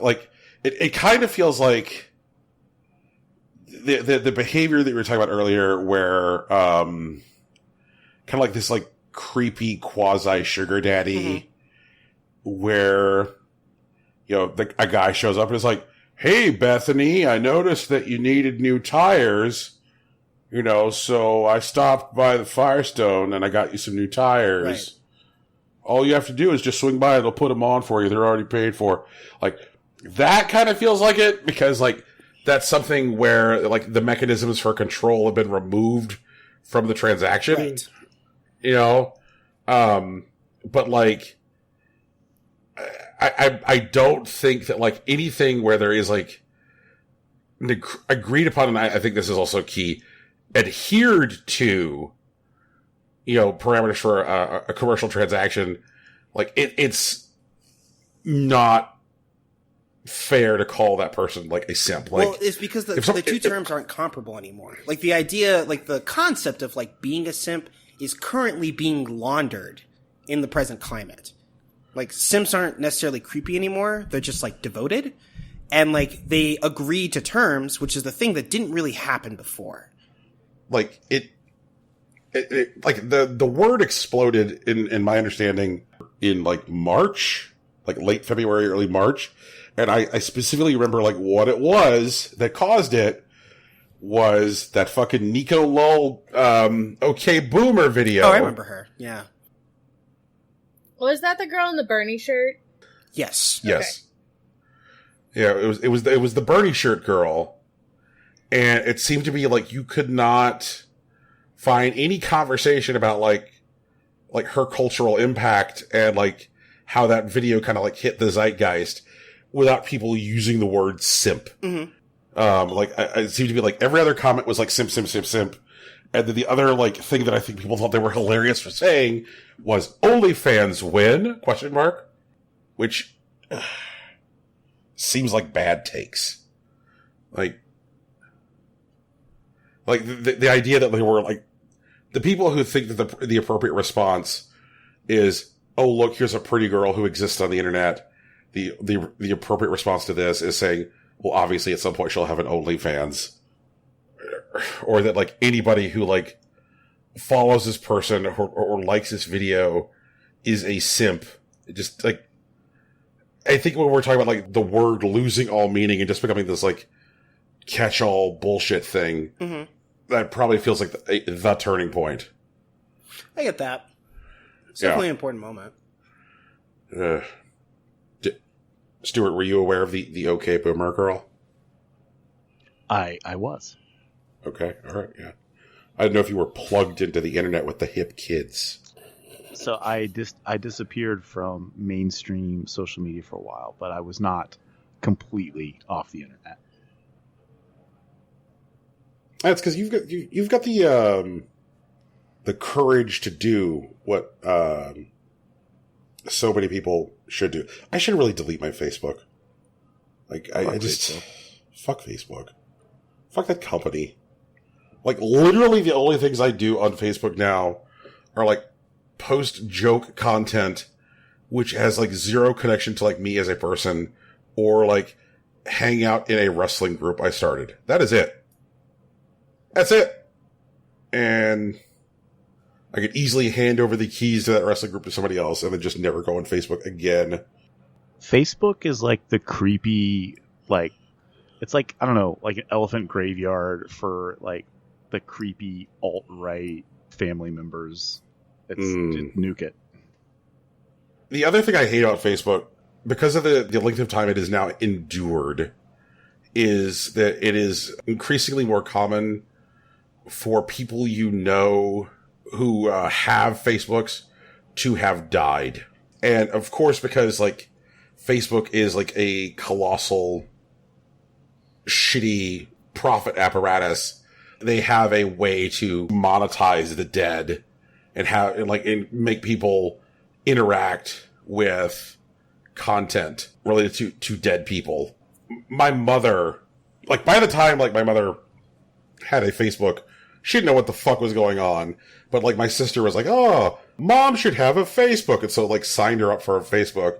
And then when like Facebook got like wise to the fact that like my mother was dead, they slapped the remembering above her name on the page, like, oh, remembering Barbara Cartwright. And like, it just, now it's just this magnet for content where like, on the anniversaries of her birth and death, people go and post things on her page. And I'm like, holy shit, like this is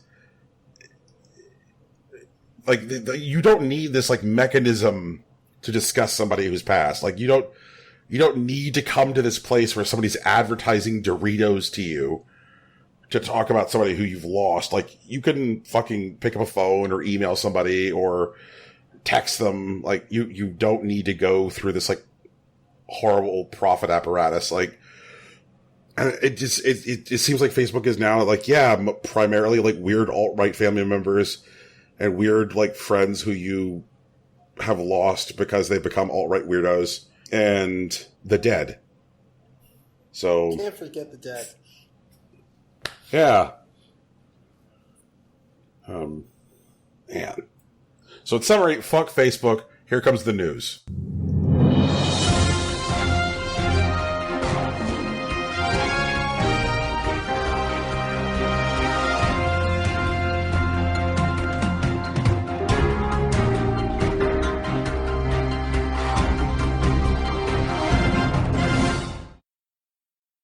Bobby Kotick recently hired Deputy MLB Commissioner Tony Petitti as their new president for sports and entertainment. He had this to say about the hire. His success in media as Deputy Commissioner and Chief Operating Officer of Major League Baseball is the perfect blend of skills to help us realize our aspirations for esports and our related businesses. He is admired by owners, media executives, players, and fans. Now, Tony Petitti isn't a very common name outside of baseball, but he is very well known in the sports industry. He shepherded the start of 2 sports networks. When CBS bought College Sports TV, he turned it into CBS Sports. And when Major League Baseball got around to making the MLB network, they gave it to Petitti, and he started it from the ground up in 2008 to the first day live on January 1st, 2009, and in perpetuity. Since 2008, he's worked his way into the inner circle of current MLB Commissioner Robert Manfred. Manfred's commissioner contract was extended to 2024 at the end of last year, which means he's not getting that job anytime soon. It's been expected that he'll be heading Activision Blizzard's efforts with their Overwatch and Call of Duty leagues. And if you pay attention, it looks like they actually have a lot in common with Major League Baseball. Their competitions are framed in a city-based home versus away format, in conflict to things like League of Legends. Seasons measure teams via regional standings that roll into a postseason playoff tournament. Officials, players, and fans are uninviting to women. They have little interest in the collegiate circuit, and they both run feeder leagues to develop and scout new talent. Petitti does come with strong relationships to media companies like Fox and Turner Communications, and even like developers like Delta Tray. He does have a good track record with running both of these networks. There's no big snafus, no scandals or anything like that in like the 15 years he's been doing it. But he also drove marketing and youth engagement for America's least popular sport among young people.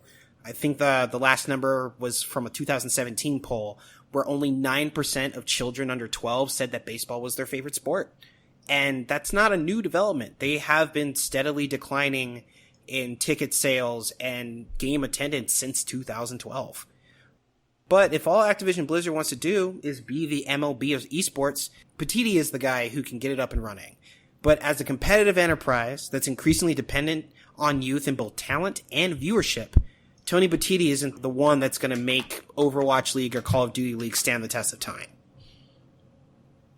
Well, if they just need somebody to get it up and running, like, with big current mainstream media, then, like, they got the right dude. They can swap him out later with someone who's, like, young and cool or whatever. Yeah. Fucking Jacksepticeye or something. I'm actually pretty interested to see, like, what this particular acquisition does. Like, I want to see if Activision Blizzard pursues, say, like, television broadcasts as opposed to, like, focusing on streaming like Twitch. Or one of the things about baseball that has detracted people from the sport is that the games are too fucking long. That, like, the average baseball game is about 3.5 hours long.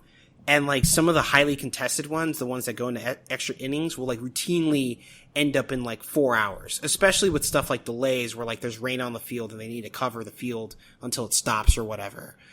And there's things that have been addressed in that issue, which is referred to as pace of play, that Petitti has been a open supporter of. That he's trying to do things to make it so that the game moves faster, that it's a bit more compact. And, like, with things like Overwatch and Call of Duty League, like, they're necessarily shorter because of the shape of their sport, their competition.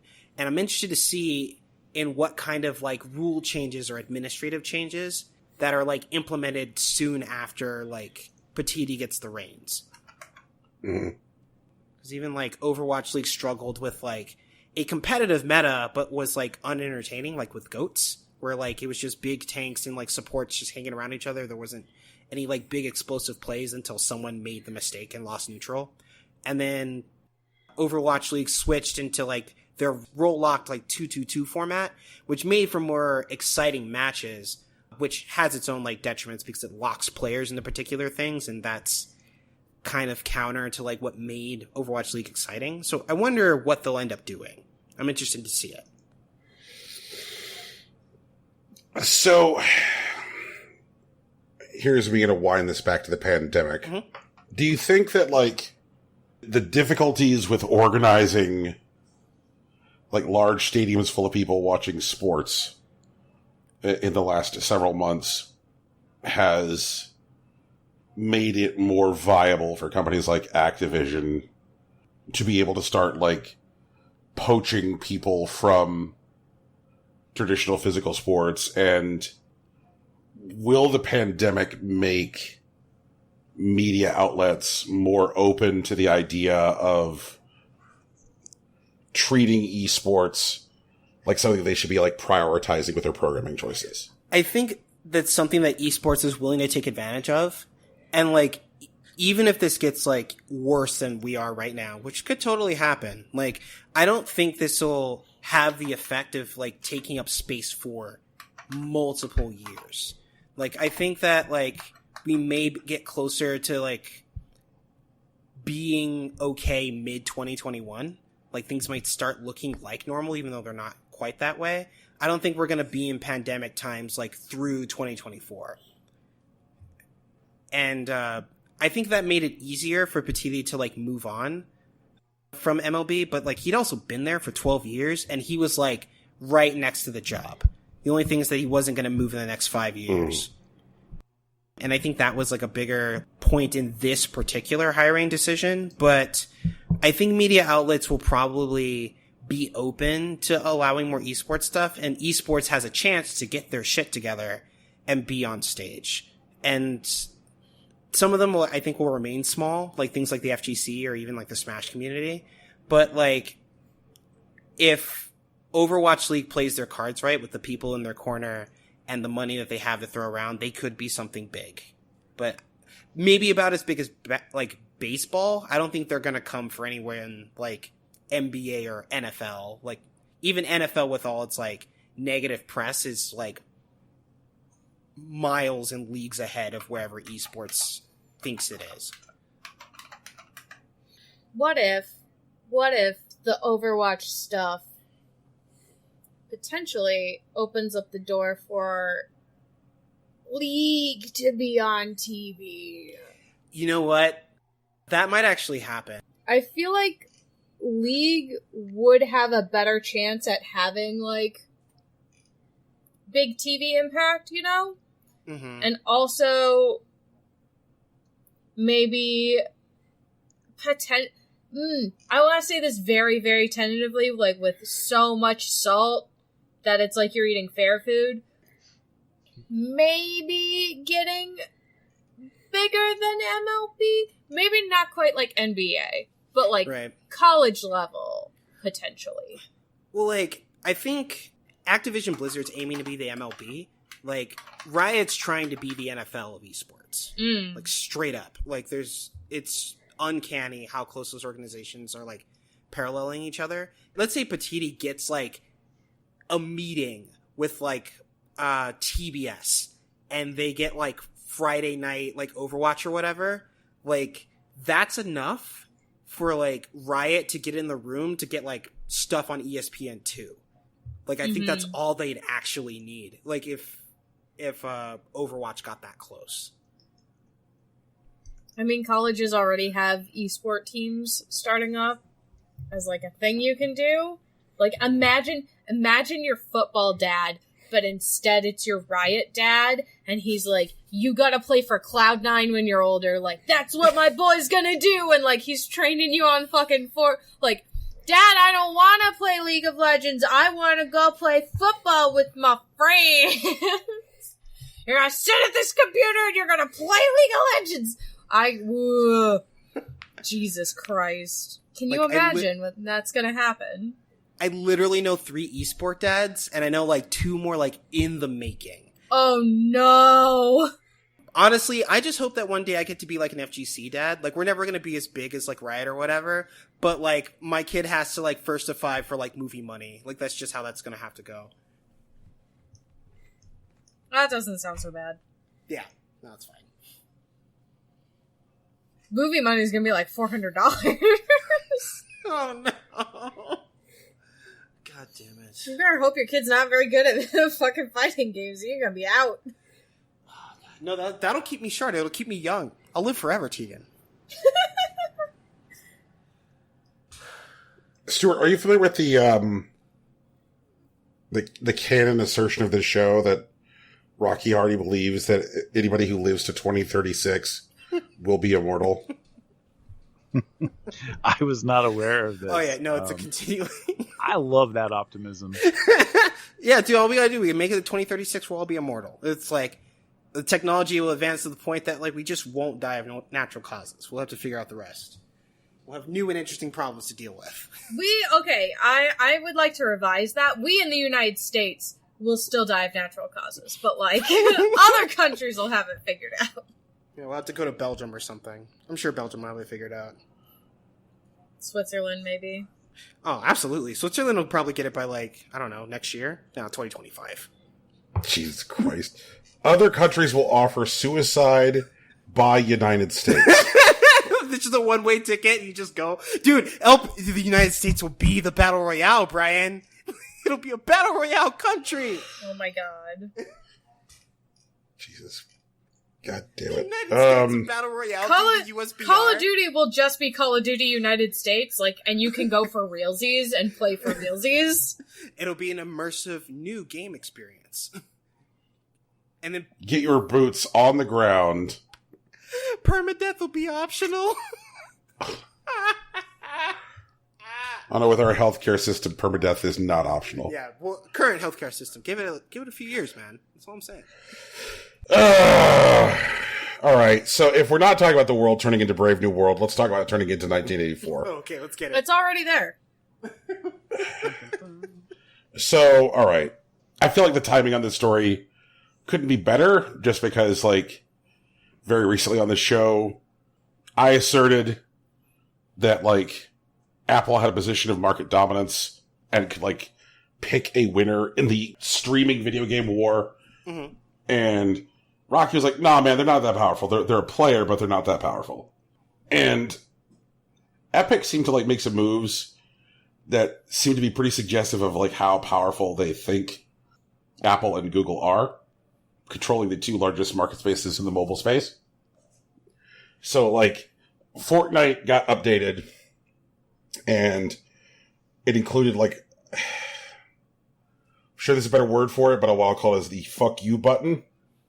It was like, you could either pay a rate for, what are they called, V-Bucks? Right. V-Bucks, which included the cut for the 2 respective storefronts. Or you could press the fuck you button and, like, pay 20% less, and all the money goes to Epic. And so Apple and Google responded by removing Fortnite from those storefronts, but it went further than that. Epic had apparently been, like, sitting on this, like, ridiculous machinima, which was a retooling of the classic Apple 1984 Super Bowl ad, which now shows Apple as the dominant, terrible enforcer of the status quo, and shows some fucking Fortnite. There comes a Fortnite. She throws a Fortnite at the Apple screen. This is just a pickaxe. Like, jeez. It's a unicorn. So she throws a Fortnite at the thing, and they're like, hey man, stand up against the man by swearing allegiance to our billion-dollar corporation instead of that billion-dollar corporation. It's bad. Like, it's one of the, this is Alien versus Predator, because I guarantee you, like, let's say Epic manages to get this thing to court. Like, I guarantee you that, like, whatever ruling happens is going to be, like, so narrowly worded that, like, it's not going to create opportunities for, like, smaller game developers, guys like Stu, to use alternative payment processors. Whatever finding eventually emerges is going to, like, apply to Epic and no one else. I guarantee you. Or Epic, Apple, Google, all sit under the cloak of darkness and secrecy and settle before this thing goes to court. Because they're like, hey guys, if we settle before this goes to court, sure, we have to give Epic more money, but we can continue to, like, fuck everybody else into the dirt. I'm just, like, agitated by the idea of this, like, multi-billion-dollar enterprise portraying itself as, like, some kind of, like, revolutionary act overtopping, like, the fucking oligarchy. Like, what the fuck? Also, I think this is the first time a company has ever announced a lawsuit with a cool video. 2020, y'all. I'd like it if more Jesus lawsuits Christ. were announced with cool videos. I feel like that's the aesthetic we need to go for. Okay. I sure. They're more fun to watch. Gets people in the know. That's true.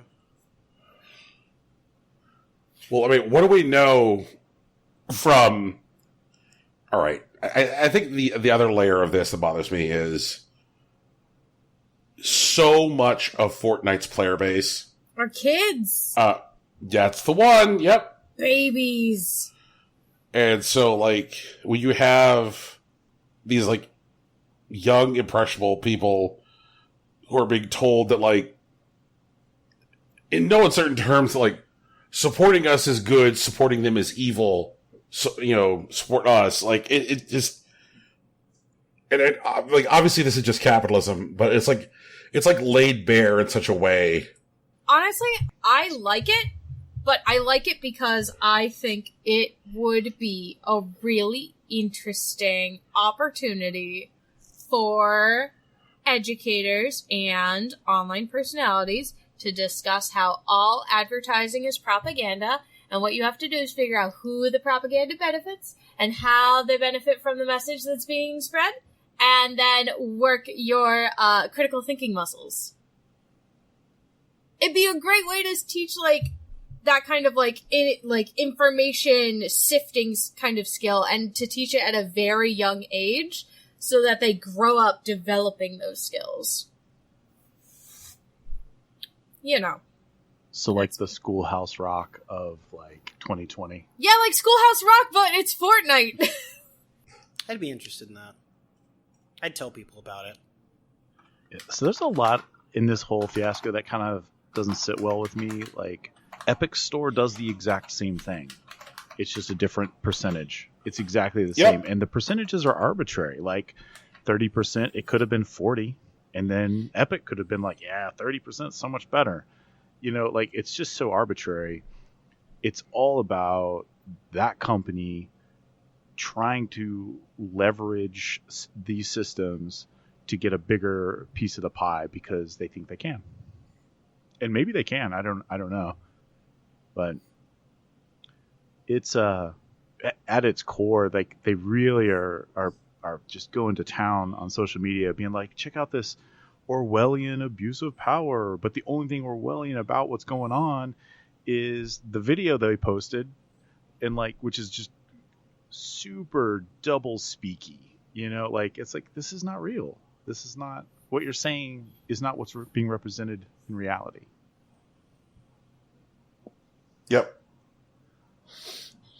It is, it's, and, like, even if we, like, take out, like, the marketplace controls that, like, Epic exerts on their own store, which are all shitty, whether, like, creating false scarcity through, you know, exclusive deals, or, you know, making significant profit off of the act of like payment processing. Like Epic was complaining about Apple and Google taking a 30% cut of the V-Bucks, but the fuck you button that I mentioned at the top of the story here allowed you to buy the V-Bucks at a rate that was 20% cheaper. And it's like, it's one of those things where like... It's because their percentage markup is closer to 10%. Yeah. Goddamn. None of these companies are doing a good thing for consumers specifically in this. I think like it's really easy to do that, but there are possible outcomes that could be good, right? Like lowering the take of these marketplaces, including Epic's 12%, to be honest, lowering those decreases the amount of money it requires to break even on a development project, which means that it's much easier for an indie company like something that I would be doing, although probably not me, to basically get funding, because we can say we don't have to meet the same number of sales to break even, because they're taking a smaller cut of money. So the possibility of having more indie games funded does open the opportunity for the industry itself to kind of provide better games. I don't know. There's a question about whether that would actually happen or whether, like, pie in the sky, right? Like, oh yeah, we don't have to do microtransactions anymore, but that'll never happen. So, right. Just, I think back to the beginning for Rocket League versus where we landed for Rocket League, where Rocket League was able to leverage being on PS Plus for a month to create word of mouth to inspire people to buy the game. And then one day said, hey, it's more profitable for us to never make another game again and instead just give these fucking cars hats. Let's give the cars hats. Well, games as a service. When you phrase it like that, it makes it sound like you never played Team Fortress 2. I think the Team Fortress 2 was hats from the word jump. Mm-hmm. There was no Dark Road to hats. They started in Hats Land. I see. Okay. You're right. Could we even hope reasonably that if developers were able to break even earlier because of like lower amount of money being given to their payment processor, then will that translate into like less games as a service and more ethical game development? And I'm not necessarily sure of that, because the allure of hats is real. Like, hats gonna make us rich. Hats gonna make us famous. I think I was reading that God Epic damn. is on target for 2020, this aside, right? For posting something like $5 billion in profits this year off of Fortnite. Jesus fucking Christ. And Yeah, that sounds right. So, I mean, if you look at 30% of that, right? Like, was that like 150 million? 1.5. Something like that. Yeah. So, like, they're not looking at this saying, hey, how can we help indie developers, or how can we make the customer's experience better? They're looking at this and saying, where's my $150 million? And Apple is looking at this and saying, yeah, that $150 million, yeah, we'll meet you in court over that.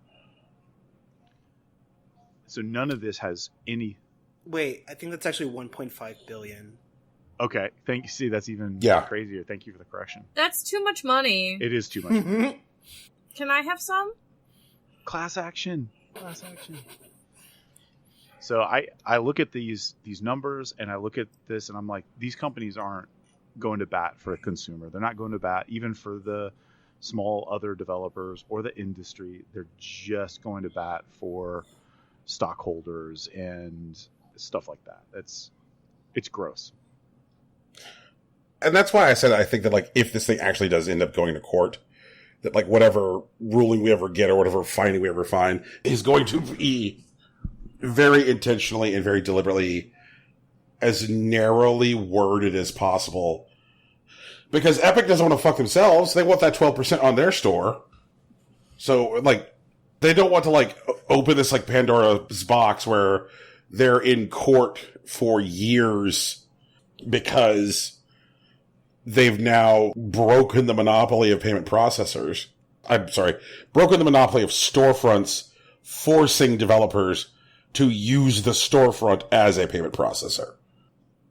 And so, like, I assure you that whatever they're going to ask a jury to do is going to be like, hey, can you please take a look at this very specific situation that we assure you is, you know, unique and I think they're hoping for a settle because... Yeah. So I'm not a lawyer, guys. I think corporate lawyers have basically ruined the planet. But most of the legal discourse on this has been about this notion that they're challenging this based on antitrust law. And antitrust law is targets like monopoly structures and monopoly behaviors. And that what we're actually seeing is a duopoly. And so some of those structures don't exist or don't look the same. And so the language of the antitrust doesn't necessarily apply. So we're looking at an entirely huge new area of law. And just, I think that is way too heavy of a lift for these three right now. So I think they're looking to settle. Well, I agree that they would likely want to settle because it may not be worth the trouble. Like, if it's too heavy of a question for them to answer, who could possibly answer it? Yeah, I don't know. Yeah, I can Tegan do it. Can do it. I can do it. I'm down for that. I have no knowledge and a big dumb brain. I could fucking do it. And everyone, that's what the Dunning-Kruger effect looks like. But, yeah, It's so just if this hits full on, I don't think anything meaningful will come of it outside of some kind of a settlement. I don't think anything will come of it till long after Rocky's immortality happens, because the area of law is so undefined right now. It has to become defined. And the huge debate plus all the clearly social media antics and stuff that are going to accompany it, which might actually be fun to watch. Oh, that'll be a blast. I'd love it. Well, like, okay, I agree that like the legal form is like undefined currently, but like that definition comes from this kind of conflict. Oh, totally. And like, I understand that Epic may have incentive to like settle ultimately, and I don't want to ascribe, I guess, like altruistic intention, but like if Epic doesn't care enough about this issue to fight about it versus Apple, I can't think of like anyone else that could have like the combination of like interest and power that could ever challenge these kinds of ideas. I agree with that. I mean, I know they were talking about how Tim Sweeney was basically raising funds for some undisclosed reason before this, and I'm pretty sure it's for this. So I think they're in it for the long game. So like when I say they're going to settle, I think they're hoping to get special treatment arranged. Right. I think that's their best case scenario. And I think just after that is actually seeing it through and getting some kind of ruling in their favor, which would be, in theory, the consumer's favor, but in reality not. And as for the altruism, I want to be on board with that. But where I'm sort of finding it challenging is like the fuck you button. I think it was like $7.99, and then like I don't know, 7 versus 10. Yeah. Yeah, it was $7.99 versus like $10. So right. So like the idea that they're painting this narrative that if Apple weren't in place, you could just pay this much and get it. Right. But the reality is, we've seen, historically speaking, from companies that exist at that scale, that what happens is they say, if Apple weren't doing it at 30%, but 30% increase were possible, they would just do it at 30%.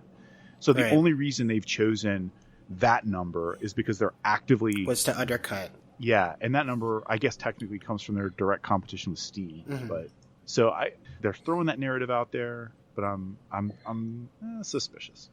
I'm definitely skeptical of it, but I want them to be drawn into a real fight, and I want to see what that fight looks like. I want the let them fight scene from Godzilla. True, That's 100%. like, we should do something. It's like, nah, just let him go. Oh, man. I want to see, capitalist deathmatch. 3 brands enter. 1 brand leaves. Oh. No brand leaves. No. We can't establish a monopoly by letting 1 brand leave. No. None of the brands leave. Tegan, I'm proud of you. I know some things, Brian. That thing that you're feeling right Yeah. now in your heart, hold on to that to the next time we talk about Nintendo. I love Nintendo. Nintendo makes... Oh, Jesus Christ. Nintendo gives me the fuzzies in my heart. So I have a story. It's one of the lesser big stories. The United States Army has a Twitch account. They have had a United States Army esports team playing on it to aid in their recruiting efforts. A month ago, the account was scrutinized for running fake giveaways. They were trying to give away Xbox One controllers, but when you click on the link, it redirects you to an Army recruitment website. Mother of... And in addition to that, the U.S. Army was banning accounts that repeatedly ask about United States war crimes. That drew the attention of even the ACLU, who alleged First Amendment violations. Also, I should note the Knights of the First Amendment in Colombia is also an organization that raised similar concerns. A week after that, the U.S. Army esports team decided we're going to stop streaming for a little bit. We're going to get off of social media. This past Friday, they started up again, and they reinstated access to the accounts that were banned for asking about war crimes. Friday's stream opened with Sergeant First Class Chris Gorin Jones, who opened with a brief introduction on the channel and an intent to get into some World of Warcraft. He was then cyberbullied for 3 hours. Good. Fuck it. That's what you get for playing World of Warcraft, you fuck. The first hour and a half didn't feature gameplay at all, but instead it was just Jones staring at the Twitch chat, hoping to wait out the deluge of questions about war crimes. I have taken a selection of the chat from the second half hour. Spray and A's asked, if you are piloting a drone and you're down to your last Hellfire missile, and you can choose between a hospital, orphanage, or a UN outpost, which are you aiming for? Oh, wow. Shots fired. Jeez. Yes! Fucking go! The next one from Sergeant_Lou_send recruits said, can I come visit the United States Army esports facility, with 2 anime emojis following. The next one was from Eurasian that says, don't worry, we know you were forced to do this. Pray for this twink. He just wants to murder and molest innocent people without being cyberbullied for it. Wow. The next one was from Ultra Thor, who said, you guys should start making your own video game titles. Then you wouldn't have to bomb weddings in real life. You could just do it in the game. Oh my god. Nice, nice. I like But are we these not kids. talking about America's Army? No, yeah.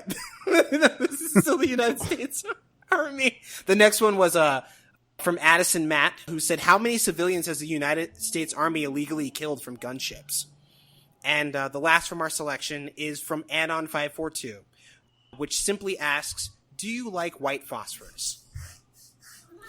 These kids are okay. Once he did get to the gameplay after the first hour and a half, Jones fielded some softball questions about his favorite Army bases, and he tried to laugh off some insults about his hairline, and tried to correct accusations about the channel's purpose, saying that people need to be at least 17 to enlist for the United States Army. But yeah, that was their first stream back since, not streaming for like 2 weeks. They should have just let him answer the questions. There was a good handful of them where they were just like, hey, dude, just blink if your commanding officer's on the other end of the camera. Okay, so they could have done a real tongue-in-cheek sort of thing and been like, you know what, instead we're gonna stream Call of Duty and fucking turned it into faux tactical whatever, but no, they're just how do we It was pretty bad. It's hard to watch. The chat is incredible. I think I actually sat through about 45 minutes of it and then I started skipping around, but the hits just kept coming. They did not stop. It was kind of incredible. Kids are alright. deplatform war criminals. Yeah, right? Yep. So AOC did try to introduce an amendment to the military spending bill that would prohibit the United States military, not just the Army, from maintaining platforms on Twitch for any reason, including recruitment, and no spending could go towards those channels. It was soundly blocked in the House by, I think it was like 186 Republicans and 103 Democrats. So, like, just... Fuck all those people. Just no go. There was something that AOC said about that, which I thought was like a very telling and I think a pretty important takeaway, which was that she found that experience like frustrating because there's no baseline level of technical literacy for members of Congress. Right, she was like, it's really hard to legislate stuff online because when you have to explain to your colleagues what Twitch is. It's right. Like, that's not great. And that's really not great. I had an opportunity a few years ago to sit at a round table with Senator Kirsten Sinema, and some of the questions I brought to the round table were, what Fourth Amendment issues do unmanned drones represent, and is Bitcoin an Article 1 issue? And she's like, I don't fucking know, dude. Oh, no, she was totally game for it. Okay. And she's like, yes, I believe Bitcoin is an Article 1 issue. Yes, I do believe that unmanned drones represent Fourth Amendment issues. Here's my position on X, Y, and Z. Here's where we shouldn't be using drones at all because of the data that they might capture. She's like, and here's my struggle. She's like, as hard a time as I had in the House with worrying about the education level of my peers, it's even worse in the Senate. Right. You know, because the average age of the senator is that much older. People are like, what's a Bitcoin? Is that like a coupon? You know, like just, yeah. I think that part got left out of our description of what the cyberpunk future would be. Like, imagine if the cyberpunk future arrived and it was like managed and legislated by people who think that Hee Haw is still a viable television show. I think the cyberpunk future arrived while nobody was looking in the early 2000s. See, this way Stuart's cool, man. Thank you.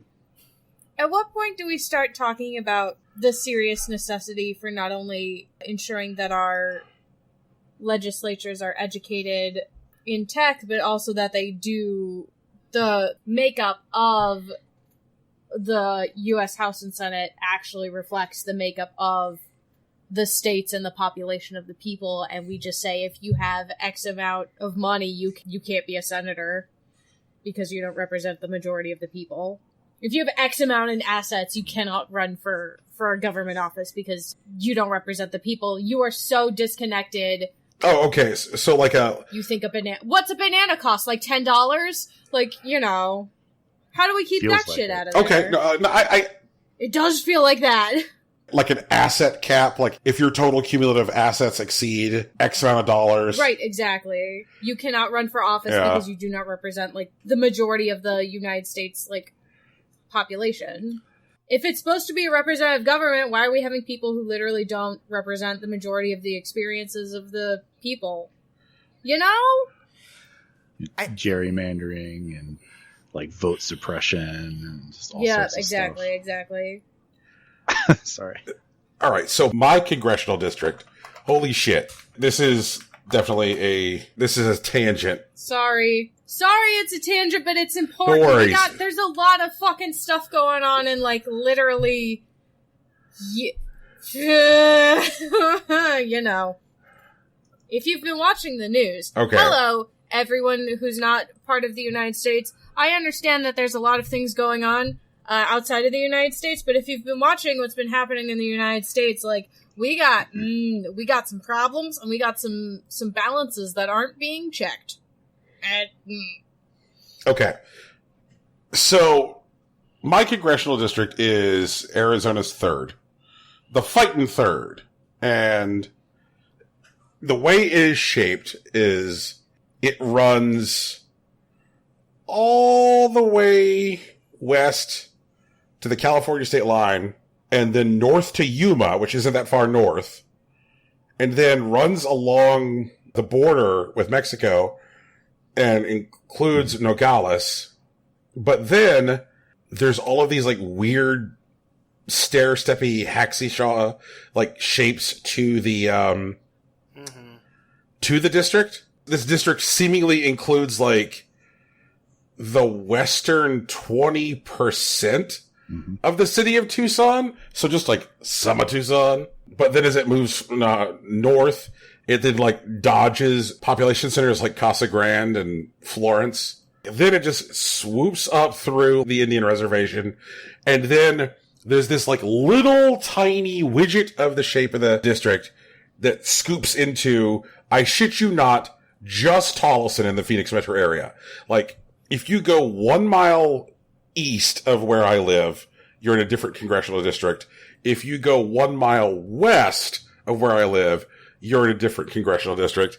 And every time I have ever gotten a mailer from my congressman, he's like, I'm here for the people of Yuma and the people of Tucson. He can't even be bothered to come up with a mailer for like the people in this like sliver of the Phoenix metro area for his gerrymandered ass. And just like, oh my fucking God. Like, it's absolutely ridiculous. And you should come down to Tucson. I should come to Tucson just so I could be less gerrymandered? Well, I mean, I'm joking, but I was thinking about a sort of grassroots way to fight gerrymandering and just like house swapping. That's certainly a thing. Wait, do you mean like actually like I'll live in your house, you live in mine sort of deal? Or like, what do you mean by house swapping? Like just buying a different house and like moving. Like, oh, okay. Or like systematically and intelligently trading deeds to people to fight gerrymandering by making what they're gerrymandering not actually line up with what they're trying to accomplish. Whoa, I'm actually very interested in like right. in the deed swapping anti-gerrymandering market. That sounds kind of wild. Yeah. It wouldn't really work. There's gonna be like a Nookazon black market for it. I seriously want Gulliver in my backyard telling me that if I find like the 5 communicator pieces, I can have a deed to a house in Tucson. Fuck yeah! Okay. Yo, I just remembered like Young Bae did like a remix of 5 PM from like New Horizons, but like the video for it was like an Animal Crossing like cookout fan cam. Oh hell yeah! Yeah, it was fucking sick. Sorry, I just remembered it. Go ahead. You guys were doing something. We're talking about gerrymandering. Oh yeah. And representative government and shit. And Tolson emailers. Fucking Tolson. It's the ostrich capital of the Southwest Valley. There is an ostrich place real close. Welcome to Impossible Coin. Are you talking about Rooster Cogburn's? I am, in fact, talking about Rooster Coburn. Yeah, Rooster Cogburn's ostrich farm. Holy shit. All right. Wow. I did not anticipate this turn of events. Stuart has made the meta real. He is invoking a legitimate ostrich farm in between Tucson. His digs and my digs. In between Tucson and Tolleson. What are the consequences of this invocation? Yeah. I think I actually have to take over Ohio now. Oh my god. Tegan, there's still I deer. did You'll not be want to okay. do that. Yeah, I know there's still deer, but like, I didn't want to do that this year. You can go ostrich fishing. So, Terminator X, rapper, okay, whatever. He went into ostrich farming. True. Who's dying? I don't. Whose phone just went off with the alarm? That's a all weather of our alarm. phones. I think. Yeah, all of our an Amber Alert maybe. Oh my god. All of our phones just went off. Oh my god, that's amazing. They're listening. It's time to go run around outside like they think you do when you hear that Amber Alert. Yo, I love that. I love that skit. Where the fuck is he? Where the fuck is He he? just like kicks down the door. They just like get in their cars, like go. So I got the kid. The darkest timeline. I can't go look for the kid. I gotta finish my match and oh no. Apex. So, who wants to talk Phil Spencer? Me. Sure, man. Let's do it. Do it. Okay. Phil Spencer went on Animal Talking. This is not an Animal Crossing TV show? It is. Well, it's on Twitch. They do Wednesdays. Oh, okay. Yep. The host, Gary Whitta, who I think prior to Animal Talking was like best known as like a writer of film, television, and video games. Yep. That sounds right. Like launched this thing and was like put together like a talk show set in his Animal Crossing house. It's super cute. And, because of the pandemic, Animal Talking has kind of become like the hot show to do. And it's been like really like a weird combination of like guests that he'll have on. Cause like sometimes he'll have on like famous conventional mainstream celebrity. And then sometimes it's like very, very video game ass people. I am charmed by stuff like Danny Trejo coming on and talking about how he likes to catch butterflies on his island. But so he had on Phil Spencer. Is Phil Spencer still our cool dad? Well, I don't know. It seems to be that Stuart does not believe that he's our father. Oh, okay. I think he's a cool guy, but I think that maybe his assertion that he's your father is demand a test, Okay. I think all dads should be tested. There we go. So does that mean, Okay. so like how do we test him? Do we ask him like what our favorite food is or like who our teachers are? Like that kind of test? Is that what we do? What grade am I going into this year, Dad? So-called dad. If that is your real name. It's not. My name is Phil. Sorry, anyway. We're testing our cool dad. Although maybe All he's right. not our dad. I think maybe Brian's the cool So dad he- we're testing right now. Yes. We're testing his patience. No. Oh, God. Papa Podcasts out here. Also, shout outs to Rocky for running a poll about whether or not we were going to expose a picture of me in goth get-up to the world. Oh, you never gave me the photo! You had the Everyone photo, you wants to dumb see son it. of a bitch. Oh my gosh. Wait, did I? Yes! Oh, it's in the Skype chat. Yeah. Okay, no, that makes sense. Like, I was waiting for it to get on my phone, but what you said makes a lot more sense. Is that black lipstick photo from, I guess, probably like 98, 99? You know it. 98, yeah. I remember it. Yeah. Let me do that right now before I forget. Go ahead, Brian. You were doing a thing. All right. So Spencer goes on and he talked about the delay of Halo Infinite. I will say that there was it felt like some marketing doublespeak to it, saying that he believed that like delaying Halo Infinite for the good of the game isn't something that would have been possible 5 or 10 years ago. What? What he's saying is that like 5 or 10 years ago, the decision would have been made to like force it out of the door, not ready. Oh, okay. I see. Right. Can I tap into that real quick? Please do. So I think what he's actually talking about is the shift in the console war away from hardware and into that sort of like platform lock-in. And I think what he was saying is that prior to this, any game console that released would have to have that because the console wars were about the hardware releases. And the new console wars are actually not console wars, they're platform wars. And that now he can actually make decisions like that without causing problems in the war chest. That's my take. Okay. So like we found out like in the intervening time that the multiplayer for Halo Infinite is going to be free to play. And like Phil Spencer said in the course of the interview that like Xbox didn't want to do free to play for Halo Infinite's multiplayer, which then got like directly contradicted like a few days later when they're like, "Hey everybody, like you can Master Chief with the best of them with like free Halo Infinite multiplayer." Like, of course, like the thing that I probably found the most interesting from the interview was like the big nerd shit where like he was talking about like why the Xbox Series X is shaped the way it is, and his speculation as to why the PS5 is shaped the way it is, as being related to like noise reduction.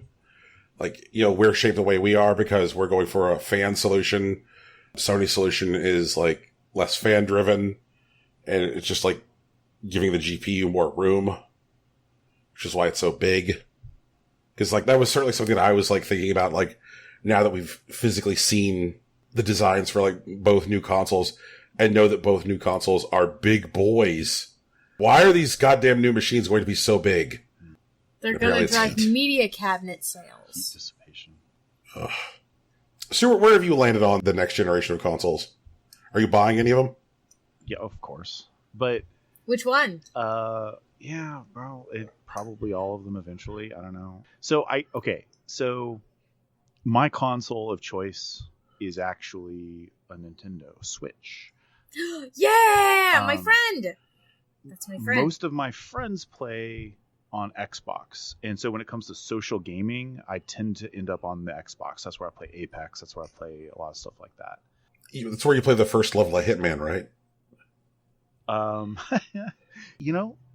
Yeah, including the first level of Hitman 2, which was really good. So far. So I'm going to do that, but I don't look at these consoles as adding value to the industry.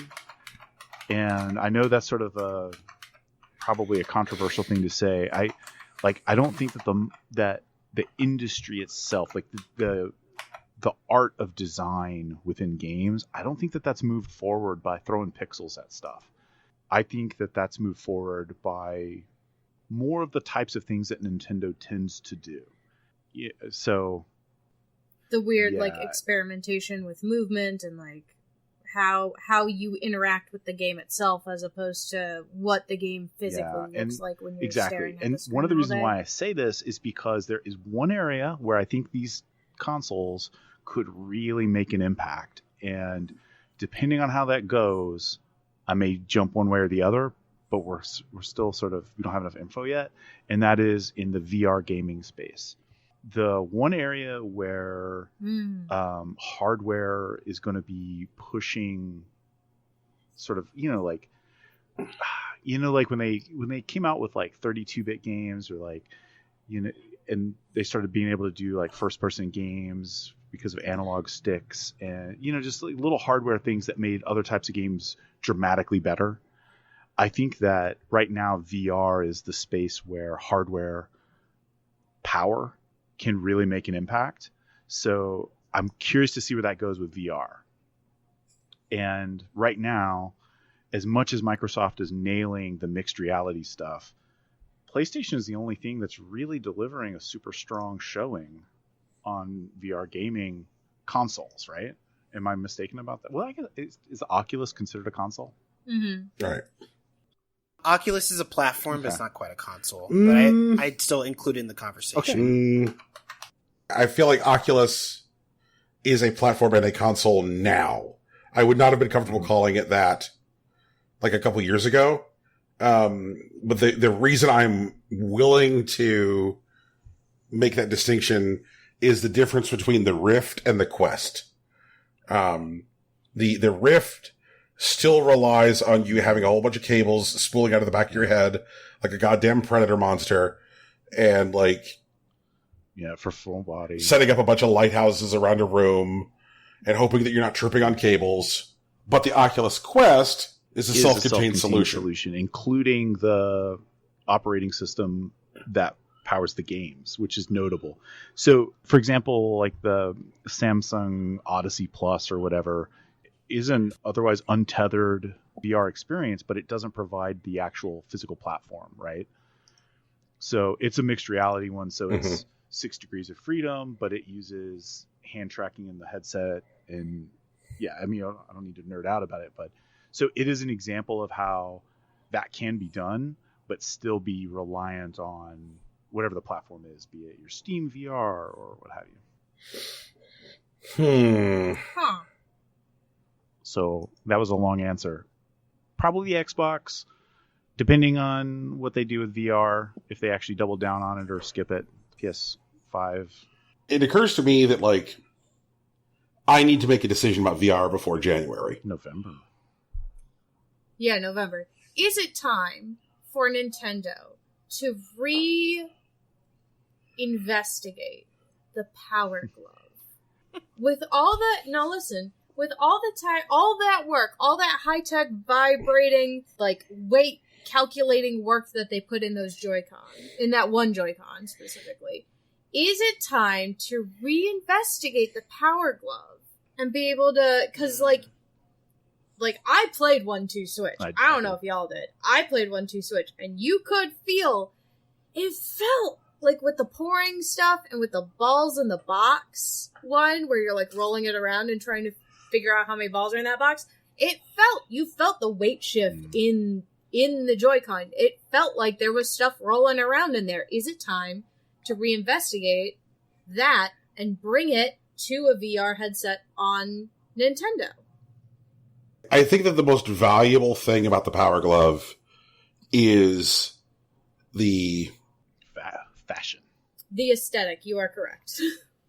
Fashion.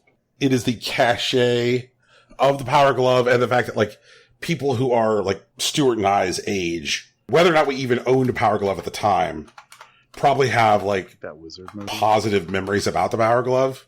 Right, but imagine, so, like, yep. Nintendo does this thing where they'll try a thing out and then they'll fuck it up and then they'll try it out again later.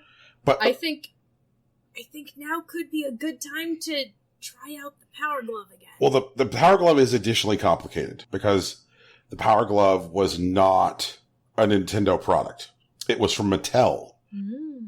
Mattel struggled to get the Nintendo seal of quality on the Power Glove. Amiibo is an evolution of the Power Glove. Yeah, What? and then Walk me through that. Keep going. No, keep going, Brian. I'm with you. Okay, yeah. You know, like, the Power Glove was from Mattel, and, like, as late as, like, 2 weeks before the thing was supposed to come out in stores, Nintendo threatened to rescind the seal of quality, which meant that they would not be able to get it into Toys R Us. And so, like, Mattel had to, like, do this, like, 11th hour emergency trip to Redmond and, like, make the case for, like, why it should get the seal of quality. And they, like, printed up these, like, new instruction booklets at the last minute that, like, met Nintendo's, like, standards, and they included this, like, little, like, feather cotton glove thing that you wore inside of the Power Glove. So you put on this white cotton glove, and then you would put on the Power Glove. And that's amazing. Yeah, this was all shit that they did at the last minute to try and get approval. And the Power Glove never really took off as a thing because the number of games that were ever actually released for it that, like, were designed specifically for it as an input utility were 2. Like, most of the stuff you do with the Power Glove is, like, use shitty controls to play other games. But people love the Power Glove because of the way it looks. That's why there's a fucking Power Glove in Ready Player One. That's why, like, musicians strip the things down and, like, use them to control synths. That's why there's that dude who just wanders around New York and goes to, like, the Nintendo store wearing a Power Glove. Like, do I think there's value in resurrecting the Power Glove? Yes, but, like, I think what Nintendo would probably want to do, just because we live in a world where, like, capitalism exists and things suck, they would probably want to talk to Mattel about buying the Power Glove outright. Like, buying, like, you know, the name and such. And the rights and stuff. Like, I'm sure that they could probably get it for a decent price, because, like, what the fuck is Mattel doing with it? Right. But, like, I think that Nintendo is well positioned to, because of their history with, like, alternative control inputs, especially, like, starting with, like, track and field, like the Virtual Boy and the Wii. If Nintendo was like, please put this fucking thing on your head, I would be willing to give it a go. The thing that I think that Nintendo, the biggest challenge that they face is because of Nintendo's approach to, like, how powerful their consoles need to be. They run the risk of, like, offering, if they were to get into the VR space, creating VR that would get people sick. It's very easy to make people sick in VR. You have people walking the wrong way, it gets them sick. You have too low resolution an image, it gets people sick. You have that, like, screen door effect on the visuals, it gets people sick. And because Nintendo historically favors underpowered devices and underpowered displays, if they went with that same approach, they might get people sick. Okay, so what if we get a reboot of that initial Nintendo-Sony collaboration, but it's for a Power Glove to work in VR? You can file that into the things that will never happen folder. Well, yeah, I know I can, but, like, I could dream. I'm sorry, are you fantasy booking corporate relationships? I am. Are you writing corporate / A+.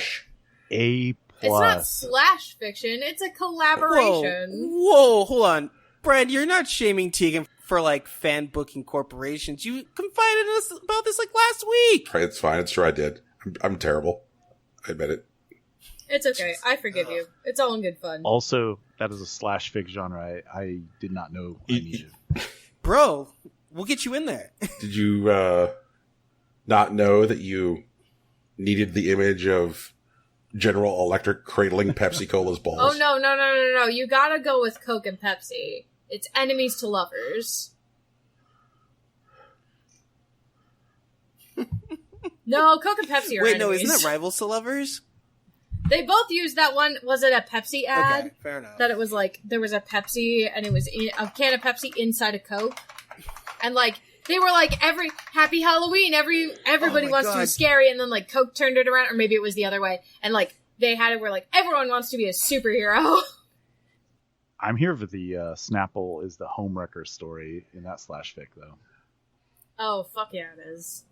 It comes out with a Snapple fact, and it's like some witty, like, bite back, and you're like, oh!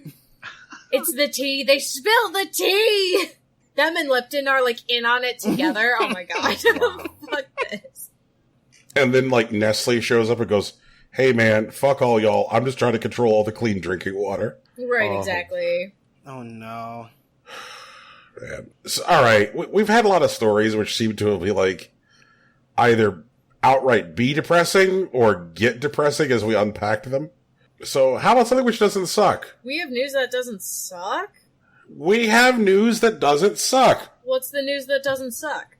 Okay, so I'm ready. The demo for Tony Hawk Pro Skater 1 and 2 Remaster came out this week. And first off, the demo is very good and it feels right. I don't know how many of y'all have got any kind of emotion invested in skateboarding video games, but like I loved the Tony Hawk series, and this demo feels correct. I'm stoked. And also stoked that they put together all the licensing for the music. But the thing that kind of caught people's attention that Tony Hawk explained this week was when people fired up the demo, a move that has, ever since Tony Hawk 1, been called the Mute Air, was now called the Weddle. The Weddle? Weddle. Okay. Tony Hawk explained this, because, like, all of the moves which are, you know, depicted in Tony Hawk are shit that people do in the skateboarding, and are called what people call the moves in the skateboarding scene. And so this thing that had for years been called the Mute Air was because there was a skateboarder in the Southern California scene, you know, where Tony Hawk was skating, a guy named Chris Weddle, who is deaf. And so, like, all those years ago, in, like, the early mid-'80s, like, when other people would see this guy doing this move, they would call it the Mute Air, which is not great. And so Tony Hawk, you know, upon the deal getting done to, like, put this remaster together, was like, it's time to stop calling the Mute Air the Mute Air. And so he reached out to Chris Weddle, who is, awesomely enough, still skating, and, like, asked for his input on what he thinks the move should be called. And Weddle told him that, like, he thinks that it should either be called the Weddle Grab or the Deaf Air. He's like, I'm deaf, not mute.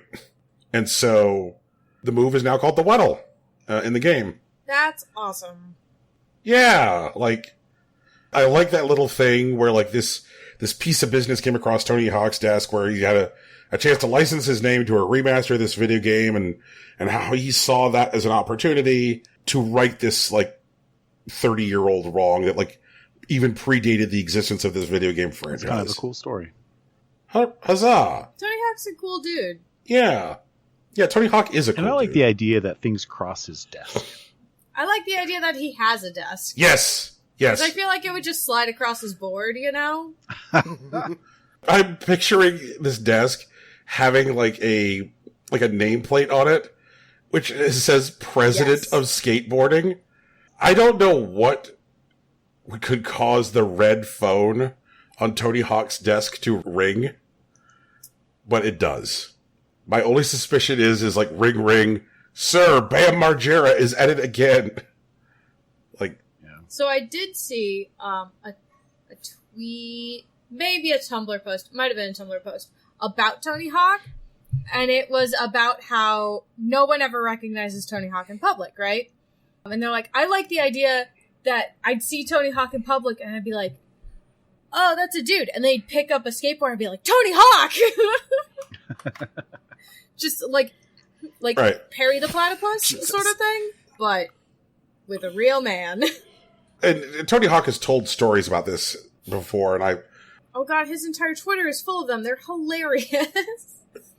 yes. One of my favorite ones is talking about going through an airport and handing his driver's license to the guy at the TSA line, and the guy saying to him, "Oh, your name is Tony Hawk, like Tony Hawk." And Tony Hawk being like, "Yep, exactly, because I am in fact Tony Hawk." And then going through security at the same airport 2 days later, and the same guy says, "Oh, this is wild. It's crazy that you got this driver's license as a Tony Hawk because Tony Hawk was here 2 days ago."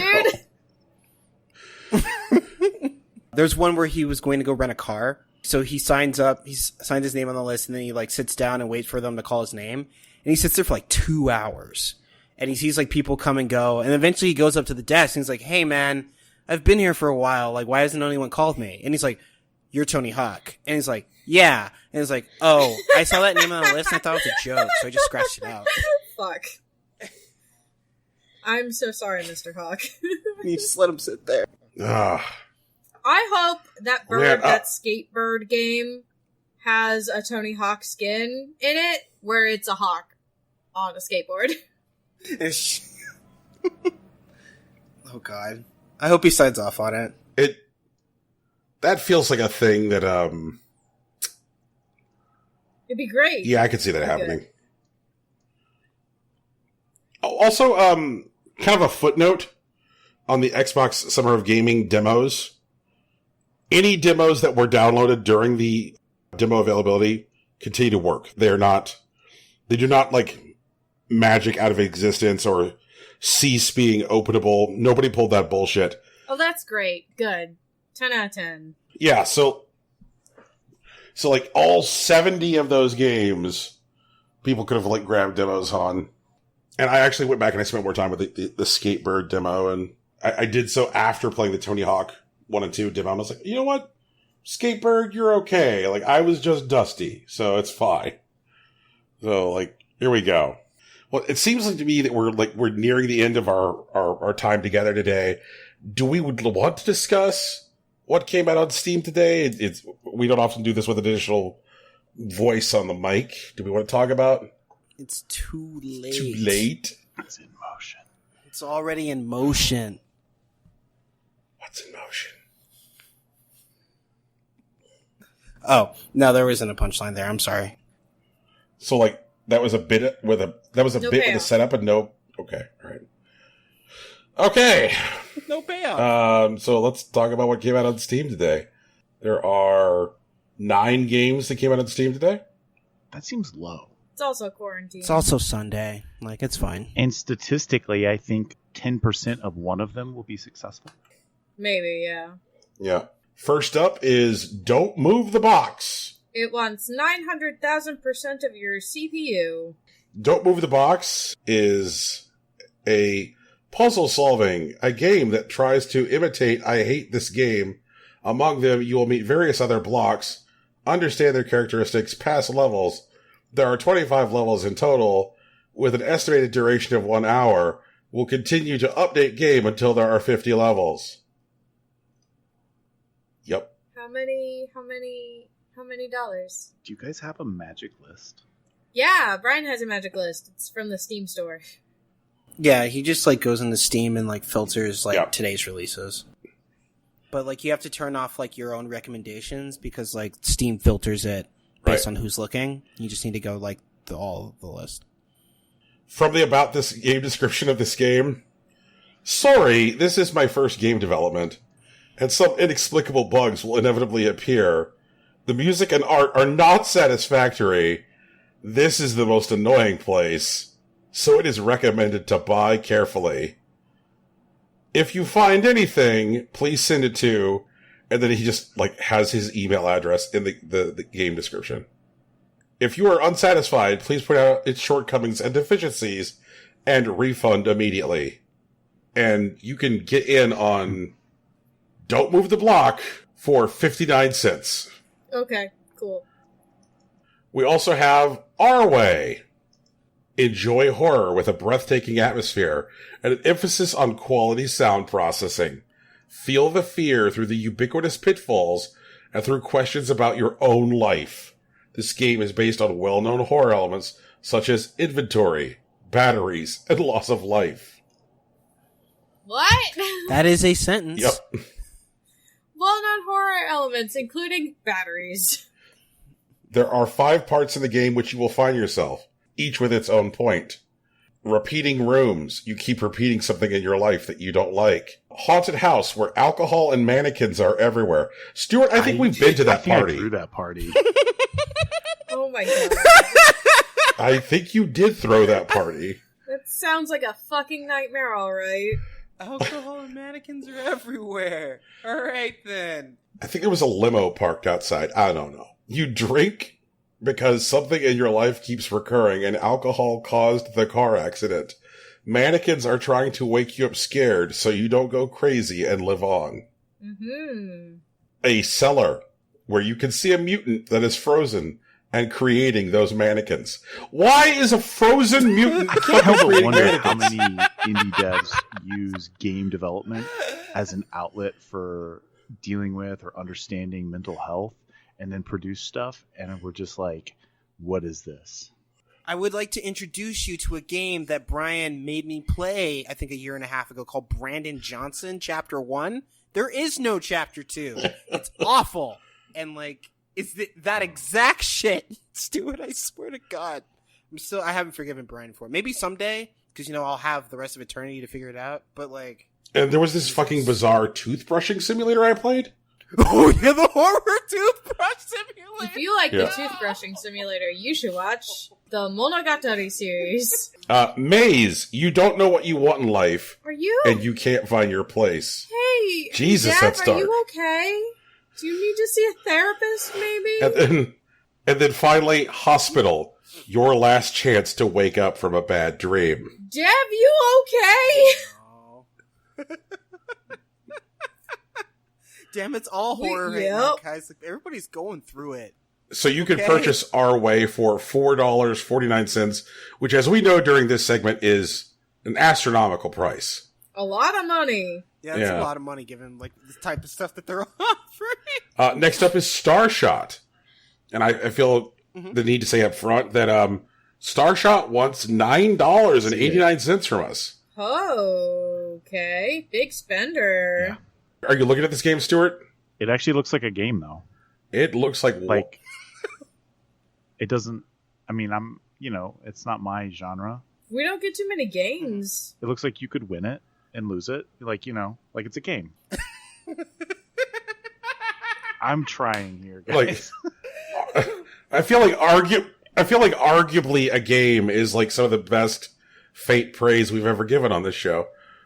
It looks like you That can what makes win a it, game though. like a game. Like,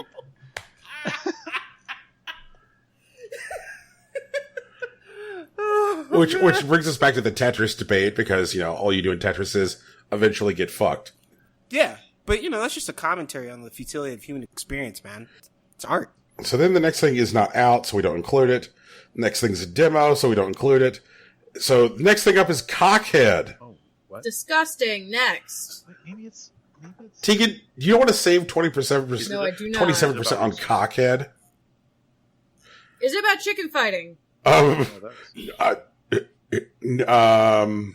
Brian can't comment on it. He has to like just read the description. All right. So like, I feel like, Stuart, if you're in here, I'd love to get some of your feedback on the art for Cockhead, because Is it Hatoful Boyfriend, Oh. but with chickens? Oh, there's a free version, Big Kahuna Bar. Oh my god. Is that a ghost? I gotta say this is a really well animated penis. Oh, no, that's not a ghost. That's a sperm. Brian, description, please. Okay. Cockhead reveals the story of a penis who made it. Experience a stunning adventure with our protagonist. Enjoy fully hand-drawn graphics, original story, and big band style jazz music. Big band, huh? Um, Oh god, I'm surprised he didn't go for ska. Yeah, I was gonna say, do you mean ska? Are you sure you mean big band? Do you really mean ska? guys, I gotta be real. Like, this dick game doesn't look that bad. Don't say that. That's because it's riffing on. Yes. That just makes okay. them thieves. Like And it's I don't know how they missed the opportunity to advertise this as the hardest game possible. Right? Oh my god! It's just sitting there! Yeah, no, the art looks awkwardly good. Yeah. Awkwardly good, like entertaining good, or awkwardly good, like, wow, that appears anatomically correct? I just clicked on an image of what appears to be a meeting of Klansmen, and all of the Klansmen are penises. Mm-hmm. Is this a thing that I'm in the same thing? Yes. If you scroll through the available screenshots, you will get to the penis clan meeting. Oh no. Brian, I think you need to take this screenshot Oh, yeah. from the show doc. I mean, I do think they're villains, but still, no. It's, And I'm looking at the villain That's- design. So, as somebody who does character design, the villain designs, these are very anti-woman. I don't know. Yeah, that misogynistic, I think, is the word. Yeah. I don't. Yeah. Okay. Somehow it's a problematic. game called Okay. a game that's entirely about penises. A penis who made it. Yeah, like that being misogynistic doesn't surprise me, like literally at all. It doesn't surprise me. I just was hopeful. I don't know. Video games have sort of that tradition of like vilifying. Yeah. So okay. All right. I'm sad about that one. yeah, there are lots and lots of vagina enemies here. Yeah, that's what I'm saying. God damn it. Oh god, that's ridiculous. I hate it here. Yep. Let's see here. Clowns isn't out yet. Oh, next up is Tokyo Reconnect Prologue. This Dating looks like sim, some of the... right? Dating sim? it. That's not even in my list. Okay, I'm coming for it. I could do a dating sim. Spring is the season of first meetings. Begin your new life. In the city of Tokyo I like the is art. Shindo Toki. Meet many colorful characters, forge romances, live out your high school days in this interactive story with cutting-edge artwork and a moving soundtrack. Looks like it's not actually out yet once you click through to it. Add to my wish list. Yeah, Added. all right. Unless there's like some kind of Added. numbers somewhere that I didn't see. This appears to be Penis Clan free. Because I can rock a dating sim. I'm down with that. Oh, we're pro dating sim on Yeah. this podcast. Absolutely. And fashion games. Fashion games too. And then let's see here. It looks like Fancy Skiing 3 Pro, which is a VR game. That looks like you'll just get sick. Oh yeah. Talking about like VR that's going to get you. Ooh. Welcome to Barfsburg. It doesn't look completely unfun, but it does look like the kind of like a novelty game that might be bundled with VR hardware. Yeah. Like, first of all, like skiing in VR. It's hard enough to get people to walk in VR without barfing. Are you going to throw me on a downhill? Yikes.